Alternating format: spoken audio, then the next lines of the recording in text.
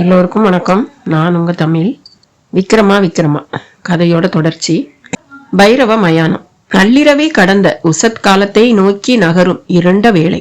அதனாலேயோ என்னவோ அந்த மயானத்தில் அகப்பட்ட நிலையில் அங்கிருந்து வெளியேறும் வழிவகை தெரியாத பல துஷ்ட ஆத்மாக்கள் தங்களின் சூட்சம சரீரத்தை வைத்துக்கொண்டு அதன் சக்திக்கு ஏற்ப ஓலமிட்டும் கூச்சலிட்டும் கூண்டு புலி போல ஒரு இடத்தில் நிலை பெறாமல் மயான வெளியில் சுற்றி சுற்றி வந்தும் அலைந்து கொண்டிருந்த நிலையில் அவை மெல்ல அடங்கி ஒடுங்க ஆரம்பித்திருந்தன. அதனை அந்த மயானத்தில் வேதாளத்தை முதுகில் சுமந்த நிலையில் இருக்கும் விக்ரமாதித்தனும் உணர்ந்துதான் வைத்திருந்தான். ஆனாலும் வேதாளம் கதையை கூறி முடிவுக்காக அவனை பார்த்து கொண்டிருந்தது.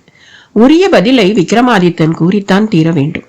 தங்கமா பட்டினத்து பேரழகியான மாயாரதியை திருமணம் புரிய வந்து பின் அவள் தற்கொலை செய்து கொண்டமையால் வெறுத்து போய் நின்ற 3 பிராமண இளைஞர்களான சுதாமன், அனந்தாமன், பரந்தாமன் ஆகிய மூவரும் மாயாரதியின் இழப்பு தாழாமல் தங்களை வருத்தி கொள்கிறார்கள்.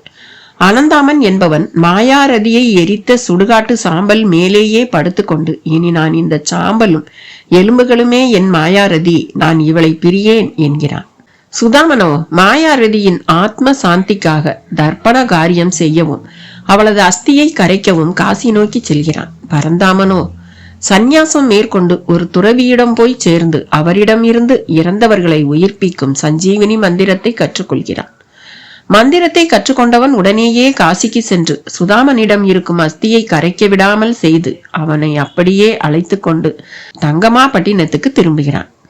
அங்கே அனந்தாமன் மாயாரதியை எரித்த சாம்பல் மேல் படுத்தபடி இருக்கிறான். பரந்தாமனும் அனந்தாமனை எழுப்பிவிட்டு அந்த சாம்பல் படுக்கையில் எலும்பு துண்டுகளை அடுக்கி ஒரு உடல் வடிவம் கொடுத்து சஞ்சீவனி மந்திரத்தையும் ஓதிட மாயாரதியும் உயிர் பெற்று எழுகிறாள். இப்பொழுது அவள் எதிரில் அவளுக்கு மறுஜென்மம் கிடைக்க காரணமான 3 இளைஞர்கள்.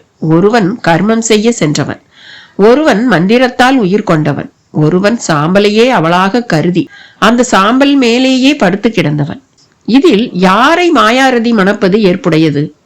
கேள்வியை கேட்டுவிட்டு நிற்கும் வேதாளத்தை ஒரு பார்வை பார்த்த விக்ரமாதித்தன் தனது மௌனத்தை கலைப்பதை தவிர வேறு வழி இல்லை என்று உணர்ந்தான். பின் தன் புத்திபூர்வமான பதிலை கூறுவதற்காக வாயை திறந்தான். வேதாளமே, இந்த மூவரில் சஞ்சீவினி மந்திரத்தால் உயிர் கொடுத்தவன் அவளது தந்தைக்கு சமமாகிறான். எனவே அவளை மாயாரதி திருமணம் செய்வது ஏற்புடையது அல்ல. அதே போல மாயாரதிக்காக கர்மம் செய்ய காசிக்கு சென்றவன் கடமையை செய்தவன் ஆகிறான். இம்மட்டில் அவன் செயல் ஒரு சகோதரன் செயலை போன்றது. எனவே அவனை மாயாரதி மணப்பதும் ஏற்புடையதல்ல. அவள் இருந்துவிட்ட நிலையில் எரித்த உடல் சாம்பலில் கூட அவள் இருப்பதாக நினைத்தானே அனந்தாமன், அவனே அவளை மணக்க தகுதியானவன். இவனிடம்தான் காதலும் அதனால் ஏற்பட்ட விரக்தியும் அதனால் அவன் செயலிழந்து அங்கேயே கிடந்ததும் அடங்கியுள்ளது. இதுவே உண்மையான புருஷ லட்சணம். எனவே அனந்தாமனையே மாயாரதி மணக்க வேண்டும். விக்ரமன் இப்படி கூறவும் வேதாளம் இடி இடி என்று சிரித்தது. அதே சமயம் விக்ரமாதித்தன் மௌனம் கலைந்து பேசியதால் அவனால் அந்த வேதாளத்தை தொடர்ந்து தோளில் சுமக்க இயலாத ஒரு நிலை தோன்ற வேதாளமும் தனது இருப்பிடமான அந்த முருங்கை மரக்கிளை நோக்கி பறக்க தொடங்கியது. ஆனால் இந்த முறை விக்ரமாதித்தன் அதை பறக்க விட்டு பின் அதன் பின் சென்று அதை வெட்டி வீழ்த்தி தொடர்ந்து சுமந்து வரும் பணியை செய்யாமல் அதை சட்டென்று இழுத்து இறுக பற்றியவன். வேதாளமே, ஏன் இப்படி என்னை விட்டு விலகிச் சென்று என்னை சோதித்தபடியே இருக்கிறாய்? நீ எத்தனை முறை பறந்து சென்றாலும் நானும் அத்தனை முறையும் உன்னை இழுத்து வந்து உன்னோடு வெளியேறவே முயற்சி செய்வேன். எனவே நீ அடிக்கடி என்னை விட்டு விலகி சென்று என்னை சோதிப்பதை விடு. இங்கேயே இருந்து நீ சொல்ல நினைக்கும் புதிர் கதைகள் அவ்வளவையும் சொல்லு. இந்த கதைகள் நீயாக கூறும் கதைகளே அல்ல. இவைதான் உன்னை வேதாளமாக்கி தொங்கவிட்டுள்ளன. உன்னுள் கதைகள் தீரும் பொழுது நீயும் எனக்கு அடங்கி பணிந்து விடுவாய் என்பதை நான் அறிவேன்.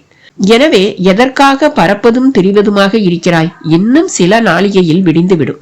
கிழக்கு திசையில் ஆதித்தனும் உதயமாகி விடுவான். அவனது கிரணங்கள் ஊடுருவ ஆரம்பித்தால் சூட்சம ஆத்மாவான நீயும் சரி, இந்த மயானத்து அல்ப ஆத்மாக்களும் சரி, எப்படி இருளானது ஓடி ஒளிகின்றதோ அதுபோல ஓடி ஒளிந்து விடுவீர்கள். இரவு என்று ஒன்று வந்தால்தான் திரும்பவும் உங்களுக்கு ஒரு சக்தி செயல்பட தொடங்கும். எனவே இப்பொழுதே சூரிய கதிர் ஊடுருவ வழியில்லாத ஒரு பாதாள அறைக்கு நான் உன்னை சுமந்து செல்கிறேன். அங்கே அமர்ந்து நீ சொல்ல போகும் அவ்வளவு புதிர் கதைகளையும் கேட்கிறேன். என்னை இப்படி தவணை முறையில் வதைக்காதே என்று அந்த வேதாளத்திடம் கூற அது மறுபடியும் இடி இடி என்று சிரித்தது. இது என்ன சிரிப்பு? நான் என்ன தவறுதலாக கூறிவிட்டேன் என்றான் விக்ரமாதித்தன். என்னை பாதாள சிறைக்கு அழைத்து செல்ல பார்க்கிறாயே, அதை எண்ணியே சிரித்தேன் என்றது வேதாளம். அதில் என்ன பிழை இருக்கிறது? பிழையா? இந்த மயானத்திற்கு அப்பால் என்னாலும் வர இயலாது, உன்னாலும் என்னை அழைத்து செல்ல இயலாது, அதை முதலில் புரிந்து கொள் என்றது. ஏன் முடியாது? நாங்கள் பஞ்சபூதங்களில் சேராதவர்கள். எனது இந்த பிரேத உடலில் இயக்கமே கிடையாது. மாறிக்கொண்டே இருக்கும் உடலை பெற்றவன் நீ. மாறாத சடலம் நான். அதிலும் இந்த சடலம் பஞ்சபூதங்களால் நசிக்கப்பட முடியாதபடி இதனுள் ஜட தத்துவ நிலைப்பாடு மூலிகைகளால் உருவாக்கப்பட்டுள்ளது. எனவேதான் இதனுள் புகுந்து நான் வாசம் செய்கிறேன். ஒளியும் ஒலியும் ஆட்சி செய்யும் வெளியில் என் போன்ற சூட்சம ஒலியமைப்பு கொண்ட ஆத்மாக்களால் செயல்பட முடியாது. நீ என்னை அவைகளுக்கு நடுவே அழைத்து செல்வதாக இருந்தால் ஒரு குடுவைக்குள் அடைத்துத்தான் அழைத்து செல்ல வேண்டும். அதற்கு உனக்கு மாயவித்தை தெரிந்திருக்க வேண்டும். நீ அவைகளை அறிவாயா என்று கேட்டது. ஆயக்கலைகள் 64 அணு பிழையின்றி அறிந்தவன் நான் என்பதை நீ மனதில் கொள் முதலில் என்றான் விக்ரமாதித்தன். ஓ அப்படியா? அந்த 64 கலைகள் தான் என்ன? அதை முதலில் சொல்லேன் பார்ப்போம். அந்த வேதாளம் விக்ரமாதித்தனை ஆழம் பார்க்க தொடங்கிவிட்டதோ என்று எண்ண தோன்றியது விக்ரமாதித்தனுக்கு. என்ன வேதாளமே, என்னை சோதித்து பார்க்கிறாயா என்றான். ஆம், அப்படித்தான் வைத்துக் கொள்ளேன் என்றது. உண்மையை நீ ஒப்புக்கொண்ட காரணத்திற்காக உனக்கு அந்த வித்தைகள் எவை என்பதை நான் கூறுகிறேன், நன்றாக கேட்டுக்கொள். முதல் வித்தை ஒருவன் பாடசாலையில் குருவின் மூலம் மணலில் எழுதி பழகி அறியும் மொழியின் அச்சரங்கள். 2வது விகிதம், 3வது கணிதம், அதன் பிறகு வேதம், 5வது புராணம், 6வது வியாகரணம், 7வது ஜோதிடம், 8வது தர்மசாஸ்திரம், 9வது யோக சாஸ்திரம், 10வது நீதி சாஸ்திரம், 11வது மந்திர சாஸ்திரம், 12வது நிமித்த சாஸ்திரம், 13வது சிற்ப சாஸ்திரம், 14வது வைத்திய சாஸ்திரம், 15வது சாமுத்திரிகா லட்சணம், 16வது சப்த பிரம்மம், 17வது காவியம், 18 அலங்காரம், 19 வாக்கு வன்மை, 20 கூத்து, 21 நடனம், 22 வீணை இசை, 23 புல்லாங்குழல் வாசிப்பு, 24 மிருதங்க இசை, 25 தாளம், 26 ஆயுத பயிற்சி, 27 ரத்தன பரீட்சை, 28 கனக பரீட்சை, அதாவது தங்கம் எது என்று அறிவது, 29 யானை ஏற்றம் மற்றும் சாதி அறிதல், 30 குதிரை ஏற்றம் மற்றும் சாதி அறிதல்,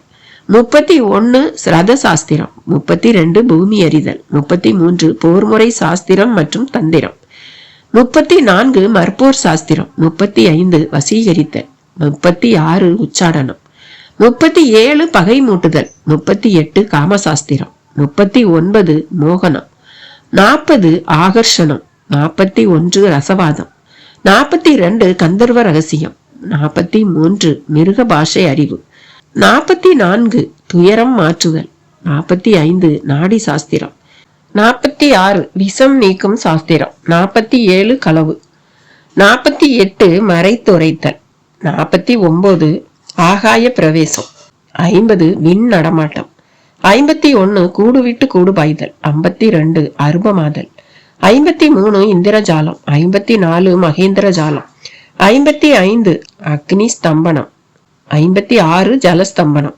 57 வாயு ஸ்தம்பனம், 58 கண்கட்டு வித்தை, 59 வாய்க்கட்டும் வித்தை, 60 சுக்கில ஸ்தம்பனம், 61 சுண்ண ஸ்தம்பனம், 62 வாள் வித்தை, 63 ஆன்மாவை கட்டுப்படுத்துதல், 64 இசை. இவைதான் இந்த 64 கலைகள். போதுமா? விக்ரமாதித்தன் வெகு வேகமாக 64 கலைகளையும் பற்றி கூறியதை கேட்டு வேதாளமே ஒரு வினாடி வாய் பிளக்காத குறைதான். பலே, உன் ஞாபக சக்தியை பாராட்டுகிறேன். ஆமாம், இந்த வித்தைகளை எல்லாம் நீ கசடர கற்றவனா என்று அது அடுத்த ஒரு கேள்வியை எழுப்பியது. எதற்காக இப்படி ஒரு கேள்வியை கேட்கிறாய்? நீ இப்படியே பேசிக்கொண்டு போனால் நான் அதன் பின் வாயை திறக்க மாட்டேன். என் வாயை திறக்க உனக்கு இருக்கும் ஒரே வழியும் கதை கூறுவதுதான் என்றான் விக்ரமாதித்தன்.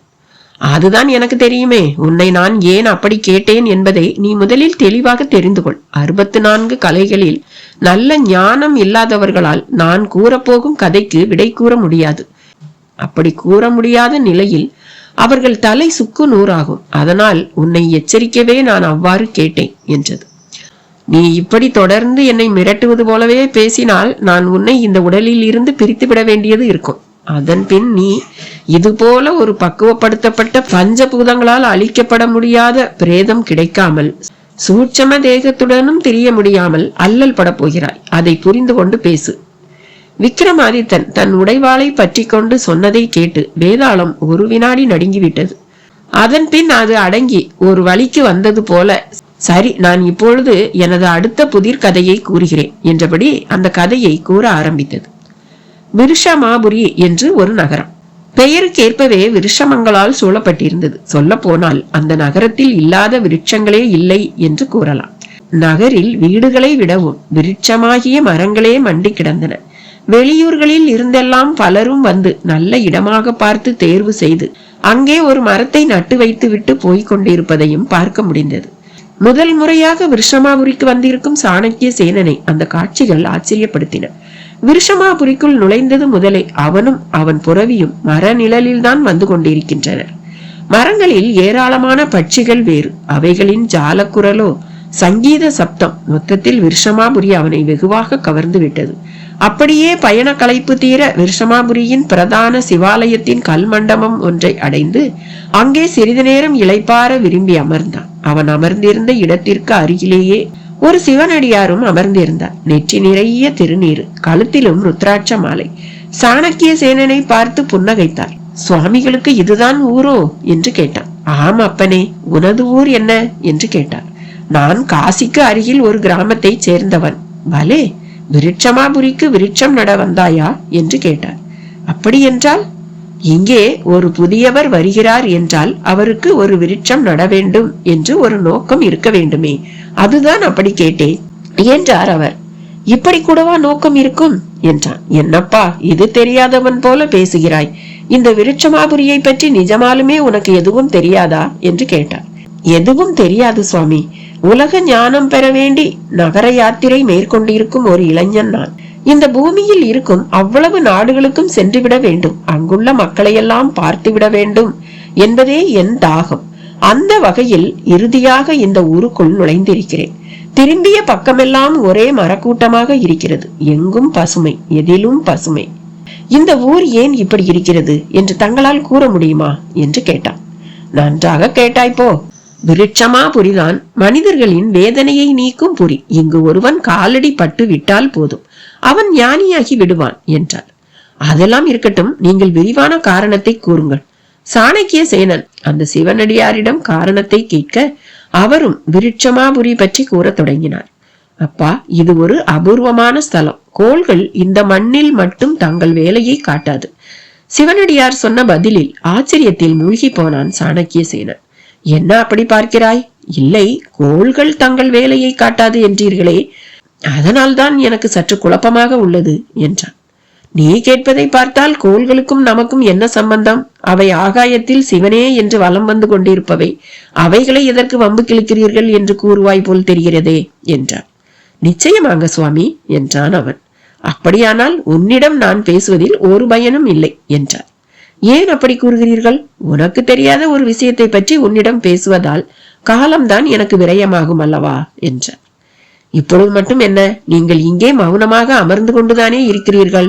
மௌனமாக அமர்ந்திருப்பது என்பது ஒருவித யோகம். அது எவ்வளவு கஷ்டமானது என்று உனக்கு தெரியுமா? மௌனமாக எனக்கென்ன என்று அமர்ந்திருப்பது ஒரு கஷ்டமான விஷயமா? விட்டால் மூச்சு விடுவதை கூட நீங்கள் கஷ்டமான ஒரு காரியமாக கூறுவீர்கள் போல் தெரிகிறதே என்றான் அந்த இளைஞன். மூச்சை எங்கே நான் விடுகிறேன்? அதுவாக உள்ளே நுழைந்து வெளியேறி கொண்டிருக்கிறது. ஒன்றை புரிந்து கொள், நீ முதலில் எதையும் நீ செய்யவில்லை. இப்பொழுது நீங்கள் பேசுவதும் அதை நான் கேட்பதும் நான் செய்யாமல் வேறு யார் செய்கிறார்கள் என்று கேட்டான். அங்கேதான் பிரபஞ்சத்தின் இயக்க சூட்சமம் ஒளிந்து கொண்டிருக்கிறது என்றார் அந்த சிவனடியார். நீங்கள் தெளிவாகவே பதில் கூற மாட்டீர்களா என்று கேட்டான். இப்பொழுது என் பதிலில் உனக்கு எது புரியவில்லை என்று கேட்டார் அவர். முதலில் கோள்கள் பற்றி கூறினீர்கள், பிறகு அப்படியே மாறி மௌனமாக இருப்பதும் ஒரு பணி என்பது போல கூறினீர்கள். பிறகு அப்படியே மூச்சு காற்றுக்கு சென்று எதையும் நாம் செய்யவில்லை என்கிறீர்கள். ஒரு கேள்விக்கு இவ்வளவு பதில்களா என்று கேட்டான். என்ன செய்வது, இன்னும் கூட பதில்கள் உள்ளன என்றார் அவர். அது எப்படி சுவாமி, ஒரு கேள்விக்கு ஒரு விடைதானே இருக்க முடியும் என்று கேட்டான். அப்படியானால் நான் கேட்கும் கேள்விகளுக்கு ஒரே விடையைத்தான் நீ கூற வேண்டும், முடியுமா உன்னால் என்றார் அவர். தாராளமாக. சரி, அப்படியானால் உன் தாய்க்கு நீ என்ன உறவு என்று கேட்டார். மகன் உறவு. உன் தந்தைக்கு? தந்தைக்கும் அதே உறவுதான். இது என்ன கேள்வி? சரி, உடன் பிறந்தவர்களுக்கு? சகோதரன். அது எப்படி நீ ஒருவனே தாய்க்கு மகனாகவும் உடன் பிறந்தவர்களுக்கு சகோதரனாகவும் இருக்க முடியும்? இது என்ன கேள்வி? அதுதானே உலகில் உள்ள நிலைப்பாடு என்றான். நான் ஒன்றும் அதை மறுக்கவில்லை. சாணக்கிய சேனனாகிய நீ ஆளுக்கு தகுந்த மாதிரி உறவில் மாறுவது போலத்தான் சில உண்மைகளும் இடத்துக்கு தகுந்த மாதிரி மாறுகின்றன. ஓ, நீங்கள் அப்படி வருகிறீர்களா என்று கேட்டான். அப்படியேதான். இப்பொழுது புரிகிறதா ஒரு கேள்விக்கு பல விடைகளும் இருக்க முடியும் என்பது? சரி, கோள்களை பற்றி கூறிய நீங்கள் தொட்டு தொட்டு வேறு பல விஷயங்களுக்கும் சென்று விட்டீர்கள். கோள்களுக்கு வாருங்கள். கோள்களுக்கும் நமக்கும் என்ன சம்பந்தம் என்று கேட்டான். அது காற்றுக்கும் நமக்கும் உள்ளது போன்ற ஒரு சம்பந்தமாகும். தண்ணீர், நெருப்பு, இந்த பூமி, இதன் விளைபொருள்கள் என்று இதோடெல்லாம் நமக்கு ஒரு தொடர்பு இருப்பதை போன்றதுதான் அதுவும் என்றார். ஓ, அப்படியா? அதில் என்ன சந்தேகம்? நம் தேகத்தில் கோள்கள் ஆட்சி செலுத்துகின்றன. மனதில் இருக்கிறான் சந்திரன், இரத்தத்தில் இருக்கிறான் செவ்வாய், சுக்கிலத்தில் இருக்கிறான் சுக்கிரன், கூட்டி கழித்து கற்பனை செய்து பார்ப்பதில் இருக்கிறான் புதன், தேகத்தின் அழகிலும் உணர்வின் ரசனைக்குள்ளும் இருக்கிறான் சூரியன், ஆயுளை கைவசம் வைத்திருப்பவன் சனி. நான் யார் என்று ஒரு தேடல் உனக்குள் இருந்தால் அந்த ஞான கேள்வியில் இருப்பவன் கேது, தோலின் நிறத்திலும் பார்க்கும் பார்வையிலும் ஒளிந்திருப்பவன் ராகு. அனைத்துக்கும் மேலாக அவ்வளவிலும் நீ நிதானமாக அடக்கமாக இருந்தால் அவ்வளவிலும் குருவருள் இருக்கிறது என்று பொருள். அடுக்கிக் கொண்டே போனார் அந்த சிவனடியார். வாயை பிளந்து விட்டான் சாணக்கிய சேனன். கார் மதுரையை கடந்து விட்டிருந்தது. மதுரையின் விளிம்பில் இருக்கிறது நாகமலை புதுக்கோட்டை. பெயருக்கேற்ப நாகமலையின் திண்டு திண்டாக கண்ணில் பட்டது. சிறிய மலைதான். பருத்த எலியை விழுங்கிவிட்ட நாகமானது புரண்டு படுத்திருப்பது போல ஒரு தோற்றம். காரணமாகத்தான் நாகமலைன்னு பேர் வந்திருக்கும் போல என்றார் அண்ணா. நாகமலையில மட்டும் இல்ல, நம்ம நாட்டுல எந்த ஒரு ஊருக்குமே சும்மா போற போக்குல அர்த்தம் இல்லாம யாரும் பேர் வச்சிடல. திரு ஸ்ரீரங்கன் பள்ளி கொண்ட ஊருங்கிறதால திருச்சிராப்பள்ளி, சைலமாகிய மலைகள் சூழ்ந்துள்ளதால சேலம், கோவாகிய பசுக்கள் அகமாகிய வீடுகளில் நிரம்பி இருந்ததாலதான் கோ அகம் முத்தூர், அதுதான் இப்போ கோயம்புத்தூர். அதே போல மாபெரும் துறைகளான தமிழ் சங்கத்துல இருந்து பல துறைகள் இருந்ததால மா துறைதான் காலத்தால மதுரையானது. இது போக ஆலவாய்ப்பட்டினம், கடம்பவனம்னுலாம் மதுரைக்கு பல பேர்கள் உண்டு. தேவராஜன் தனக்கு தெரிந்ததையும் பகிர்ந்து கொண்டார். இன்னொரு விஷயமும் இருக்கு. இந்த மதுரைக்கு ஒரு பக்கம் நாகமலை, இன்னொரு பக்கம் பசுமலை, இன்னொரு பக்கம் யானை மலைன்னு மிருகங்கள் பேரால மலைகள் இருக்கு. மதுரை அந்த சிவனோட பூமி. இந்த மிருக கணங்கள் இப்படி ஊர் எல்லையில இருக்கிறதன் பின்னால நிறைய சூட்சமமான காரணங்கள் இருக்கு தெரியுமா? இதுவும் அவரே கூறிய போது கார் டிரைவரே திரும்பி பார்த்து வியப்பை முகத்தில் காட்டினான். பேச்சு சுவாரஸ்யத்துல போக வேண்டிய இடத்தை விட்டுட போறோம் என்றார் அண்ணா. இளைய வள்ளுவன் உடனடியாக முகவரியை ஞாபகப்படுத்தி கொண்டான். இங்கிருந்து புலிக்குண்டு மலைக்கு போக வேண்டும் என்பது அவன் நோக்கம். அதற்கு வழியை ஒருவரிடம் கேட்டபோது கொஞ்சம் ஆச்சரியமாக பார்த்தார். எதுக்கு புலிக்குண்டு மலை பத்தி கேக்குறீங்க என்றார். அங்க காளியப்ப சாமின்னு ஒருத்தரை பார்க்கத்தான். அவரை பார்க்கவா? ஆமா, ஏன் கூடாதா? சேச்ச, அப்படியெல்லாம் இல்ல, ஆனா அவரோட தரிசனம் கிடைக்கிறது அபூர்வம்னு சொல்லுவாங்க என்றார். அப்படின்னா என்ன அர்த்தம் புரியலையே என்று கேட்டார் அண்ணா. காளியப்ப சாமி ஒரு சித்த புருஷருங்க. தீராத பெரும் நோயையே தீர்த்து வச்சவர் அவர். அந்த நபரின் பீடிகையும் புகழுரையும் மிக பலமாக இருந்தது. சரி, இப்ப அவரை பார்க்க முடியும்னு சொல்றீங்களா இல்ல முடியாதுங்கிறீங்களா? எனக்கு தீராத ஆஸ்துமா தொல்லை. நானும் ஒரு வாரம் தவறாம அவரை பார்க்க புலிகுண்டு மலைக்கு போறேன். ஆனா ஒரு பிரயோஜனமும் இல்ல. கண்ணுலையே படமாட்டேங்கிறாரு அவரு. அந்த நபரின் பதிலால் நறுக்கென்று சில ரேகைகள் அவர்கள் நெற்றியில் ஓடியது. என்ன அண்ணா, நம்மால அவரை சந்திக்க முடியுமா முடியாதான்னு சந்தேகம் வந்துடுச்சா? சேச்ச, கூடவேதான் வள்ளுவர் இருக்காரே, நமக்கென்ன? என் யோசனை அது பத்தி இல்ல. வேற எதை பத்தி? அந்த சாமிய நாமெல்லாம் ஒரு வில்லனாத்தான் நினைச்சுக்கிட்டு இருந்தோம். ஆனா இவர் சொல்றத கேட்டா எனக்கு நாம நினைச்சது தப்போன்னு தோணுது என்றார் அண்ணா. உண்மைதான். அதே சமயம் மருத்துவம் தொடர்பான ஏடுகளோட அவரை பார்க்க போறதுக்கும் அவருக்கும் கூட ஏதோ ஒரு சம்பந்தம் இருக்கிற மாதிரி எனக்கு தோணுது என்றார் தேவராஜன்.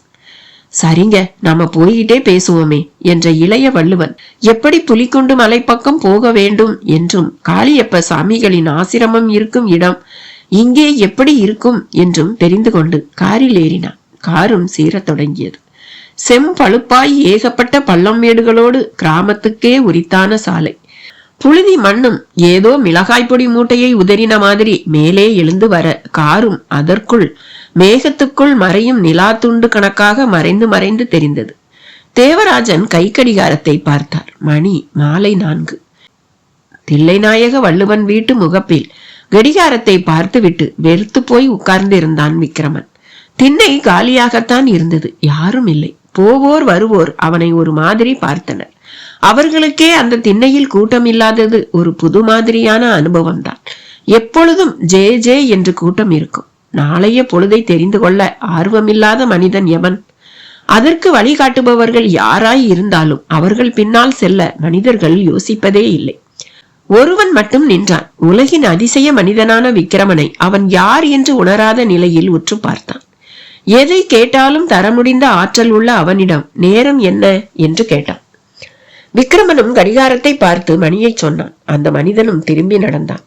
அடுத்து இன்னொருவர். இங்க தில்லைநாயக வள்ளுவன்னு ஒருத்தர் இருந்தாரே, அவர் எங்க போயிட்டார்?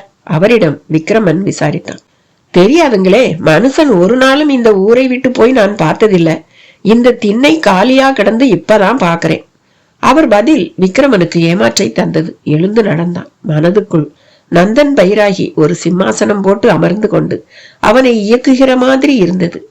ஒரு எஸ்டிடி பூத்தை தேடி சென்றான். நந்தன் பைராகியை தான் தொடர்பு கொண்டான்.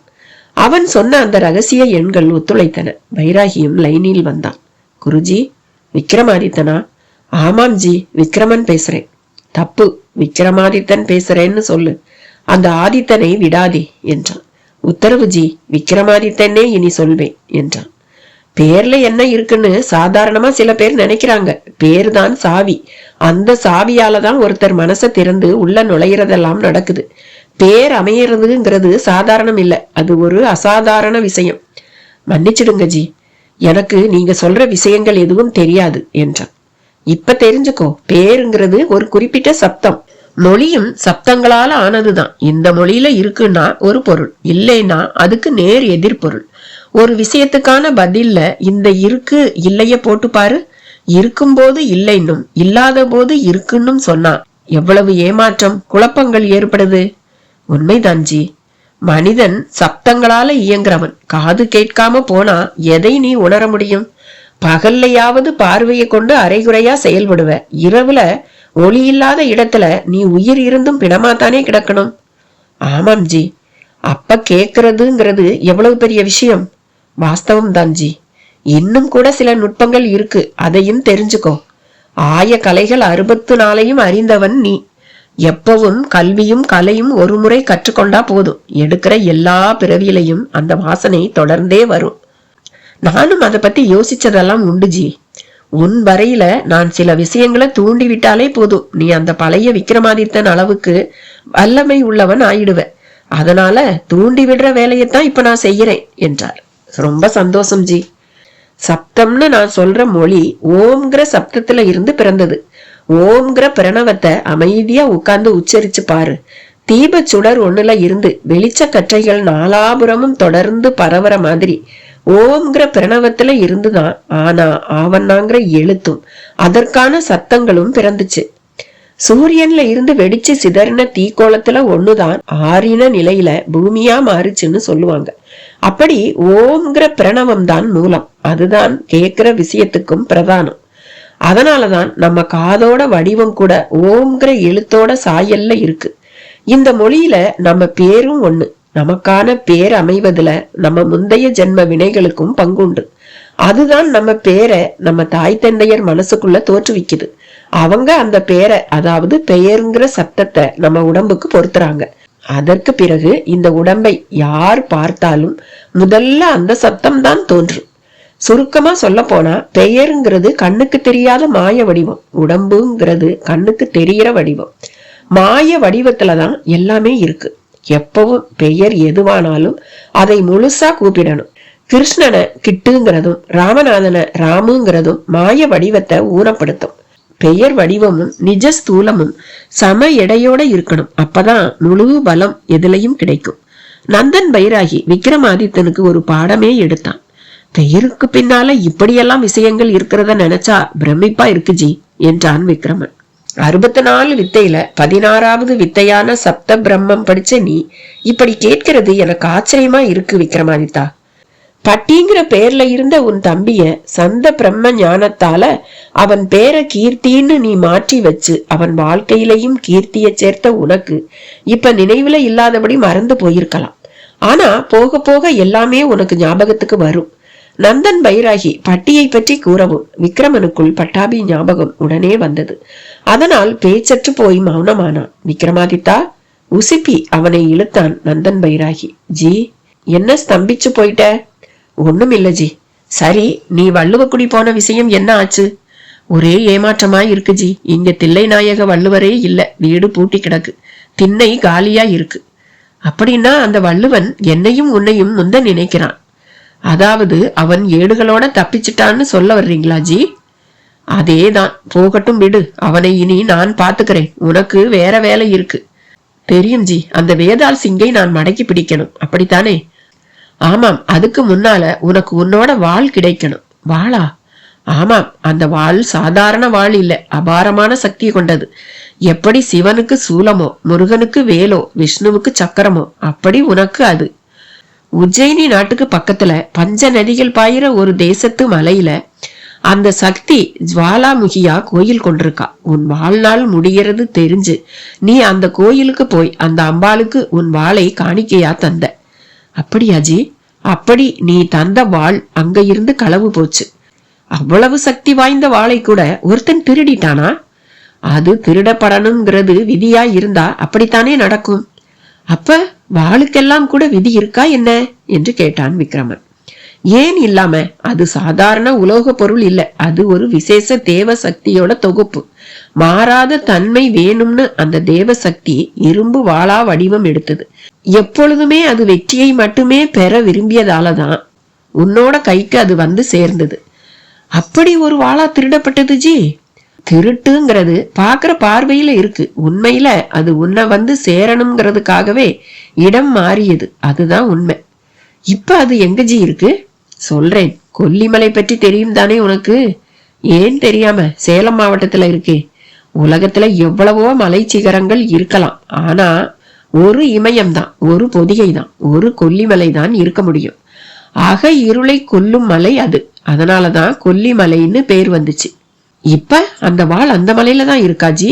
ஆமா, அந்த மலையில ஒரு குகையும் அதுல ஒரு காளிமாதா சிலையும் இருக்கு. ஜுவாலாமுகி கிட்ட இருந்து களவாடின வாள் கைமாறி இப்ப கொல்லிமலை காளிமாதா கைக்கு வந்து சேர்ந்திருக்கு.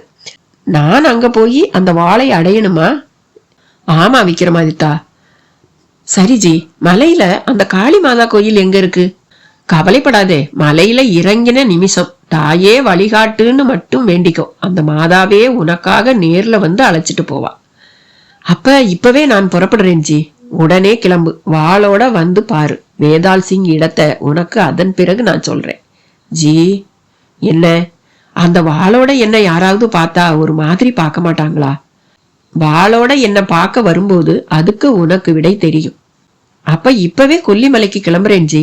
நல்லதே நடக்கும், கவலைப்படாம கிளம்பு. நந்தன் பைராகியிடம் இருந்து விடை பெற்றவனாக ரிசீவரை வைத்துவிட்டு திரும்பினான். நெடுநேரம் பேசியதற்கு பலனாக கிட்டத்தட்ட 80 ரூபாய் வரை மீட்டர் ஓடி இருந்தது. பூத்காரரும் பிரிண்டட் பில்லை கிழித்து நீட்டினார். தொகையை பார்த்து விக்ரமனுக்கு தலையை சுற்றியது. பாக்கெட்டை தொட்டு பார்த்தான். 50 ரூபாய் சில்லறை தான் இருந்தது. தலையை சொரியவும் பூத்காரருக்கு விளங்கிவிட்டது. என்ன, பணம் இல்லையா? ஆமாங்க, நான் 80 ரூபாய் எல்லாம் வரும்னு எதிர்பார்க்கல. போனுங்கிறது ஸ்ட்ரைட்டா தந்தி மாதிரி விஷயம் பேசுறதுக்கு.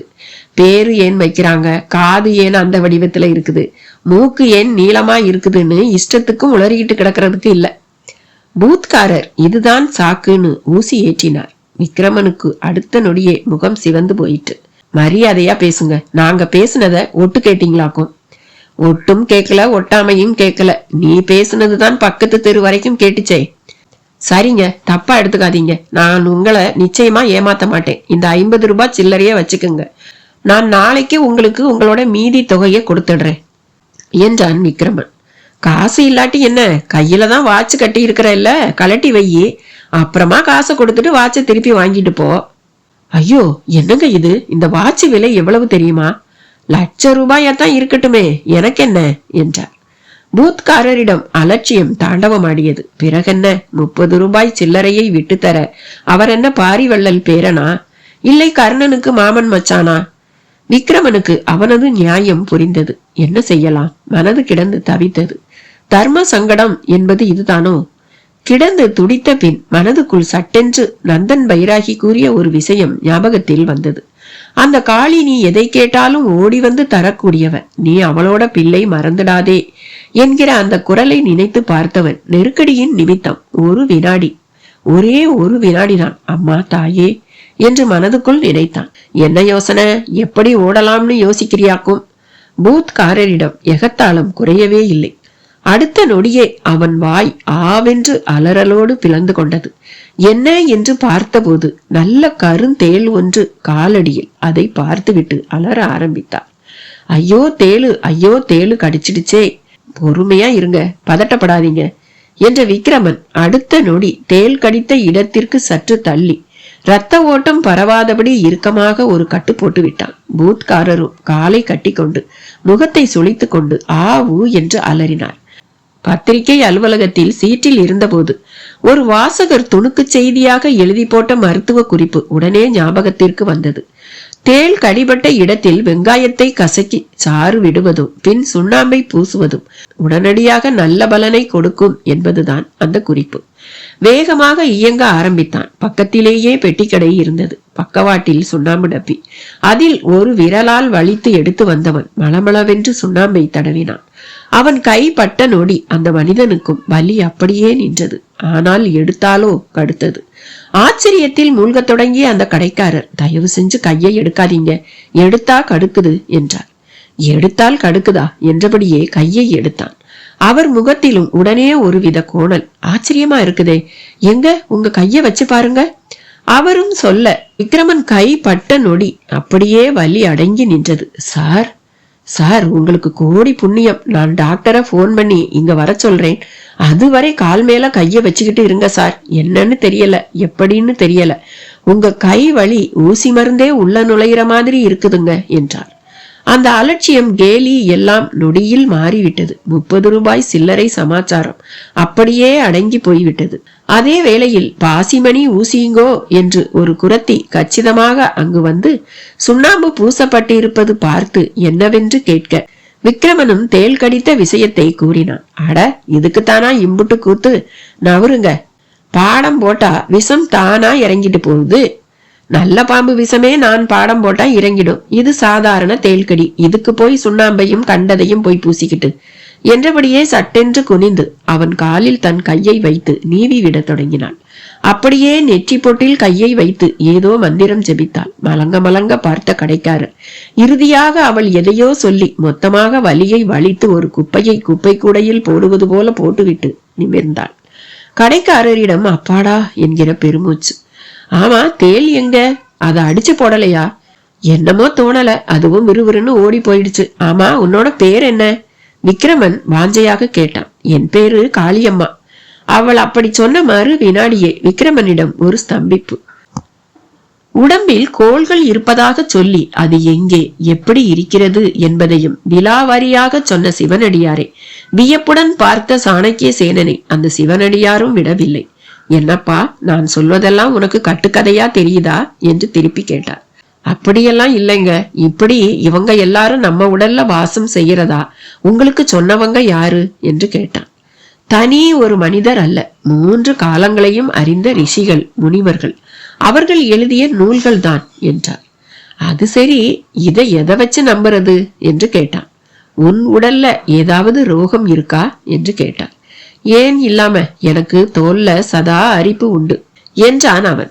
அப்படின்னா இது ராகுவோட பிரச்சனை, விஷத்தோட சேர்ந்தது. கருங்காலி மரத்தையோ அல்லது நாகலிங்க பூ பூக்கும் மரத்தையோ நீ நட்டு வச்சா உன்னோட ரோகம் முழுவதுமா குணமாயிடும்.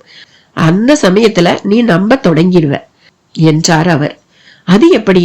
ஒரு நாகலிங்க மரத்தை நான் நட்டு வச்சு வளர்க்கறதுக்கும் என் ரோகத்துக்கும் என்ன சம்பந்தம்? நிறையவே இருக்கு அப்பனே. உன் தோல் ரோகம் ஒரு பாவ வினையால வந்திருக்கும் ஒன்று.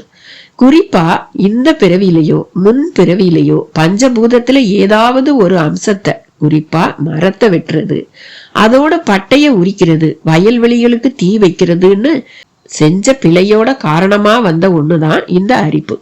அதுக்கு பரிகாரம் நாகலிங்க பூ பூக்கும் மரம் வளர்க்கிற சடங்கு. மரமானது பூமிக்கடியில வேர் பிடித்து வளரும் போது அது தனக்கான இலை தலை கிளைகளை இந்த பஞ்சபூதத்திடம் இருந்துதான் பெறுது. அப்படி பெற்று வளர வளர அதனால பிரபஞ்ச இயக்க விதிகளிலும் மெல்லிய மாற்றங்கள் ஏற்படுது. அந்த மாற்றம் ஏற்பட காரணமான புண்ணிய பலன் மரத்தை வச்சு வளர்த்த உன்னோட கணக்குல வரவு வைக்கப்படுது. சிவனடியார் சொன்னதையெல்லாம் வைத்து ஒரு மலைப்பே ஏற்பட்டு விட்டது சாணக்கிய சேனனுக்கு. சுவாமி, நீங்கள் கூறுவதெல்லாம் வியப்பிலும் வியப்பாக உள்ளது. மனித வாழ்வின் பின்புலத்தில் இப்படியெல்லாம் கூடவா விஷயங்கள் ஒளிந்திருக்கின்றன என்று கேட்டான். ஆம், அவைகளை அறிவதுதான் உண்மையான பகுத்தறிவு. அதை விட்டுவிட்டு போகிற போக்கில் போவதா அறிவு என்றார். சரி, நீங்கள் கூறுகிறபடி பார்த்தால் ஒவ்வொரு மரத்திற்கும் ஒரு சக்தி உண்டு போல் தெரிகிறதே என்றார். அதில் என்ன சந்தேகம்? பரம்பை மரம் நட்டால் சூரிய தோஷம் நீங்கும். மாமரம் சந்திர தோஷம் நீக்கி பலன் தரும். சருகுப்பூ மரம் செவ்வாயின் சாரத்தில் உள்ளது. புளிய மரம் புதனுக்குரியது. தங்க அரளி குருவுக்கு. செண்பக மரம் சுக்கிர அருளை பெற்று தரும். செம்மரம் சனியின் பேரருளை வாங்கி தரும். சிறுநாகப்பூ ராகுவுக்கு. தூங்குமூஞ்சி மரம் கேதுவுக்கு என்று வகைப்படுத்தப்பட்டு இருக்கு. விருட்ச சாஸ்திர நூலோ நம் தமிழ் வருடங்களுக்கே மரங்களை பிரித்து காட்டியுள்ளது. பிரபவ வருடத்தில் அசோக மரம் நன்மை தரும். விசுவில் ருத்ராட்சம் நட வேண்டும். சிவனடியார் விருட்ச சாஸ்திரத்தையே கரைத்து குடித்துவிட்டு பேசுகிறார் என்பது சாணக்கிய சேனனுக்கு விளங்கிவிட்டது. ராசிக்குரிய மரங்களை கூறுகிறேன் கேள் என்றார். மேசம் என்றால் சருகுப்பூ மரம், ரிஷபம் என்றால் செண்பக மரம், மிதுனம் என்றால் புளிய மரம், கடகம் என்றால் மாமரம், சிம்மம் என்றால் பரம்பை மரம், கன்னி என்றால் புளிய மரம், துலாம் என்றால் செண்பக மரம், விருச்சிகம் என்றால் சருகுப்பூ மரம், தனுசு என்றால் தங்க அரளி மரம், மகரம் என்றால் சிறு நாகப்பூ மரம், கும்பத்துக்கும் அதே சிறு நாகப்பூ மரம் தான், மீனம் தங்க அரளி மரம். இப்படி 12 ராசிக்கும் கூட மரங்கள் உண்டு அப்பனே என்றார். சாணக்கிய சேனன் அதற்கு பிறகு வாயே திறக்கவில்லை. அப்படியே அயர்ந்து போய் அந்த சிவனடியாரை பார்த்தான். உன் பார்வையின் பொருள் எனக்கு விளங்குகிறது. நட்சத்திரம் என்றும் ராசி என்றும் கூறி இப்படி மரங்களை நட்டு வளர்ப்பது எப்படி நன்மை பயக்கும் என்று உனக்குள் ஒரு சந்தேகம், சரிதானே என்று கேட்டார். ஆமாம் சிவனடியாரே, பொதுவில் மரங்களை நட்டு வளர்ப்பது நிழலுக்கு உதவும். அதன் கனிகள் பசியாற்றும். ஆனால் நீங்கள் கூறுவதை பார்த்தால் மரங்கள் நடுவது என்பது ஏதோ ஒரு தவ முயற்சி போலல்லவா இருக்கிறது. மரங்களை இப்படி நட்டு வளர்ப்பதால் நம் வாழ்வே மாறிவிடும் போலல்லவா இருக்கிறது உங்கள் பேச்சு என்றான்.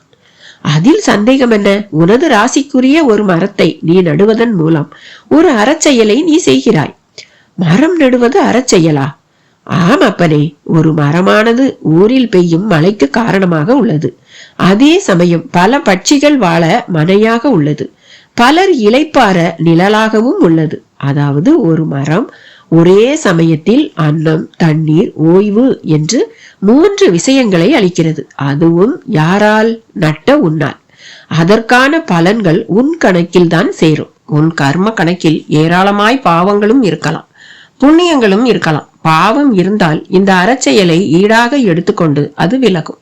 புண்ணியம் இருந்தால் அது மேலும் வளர்ந்து பலப்படும்.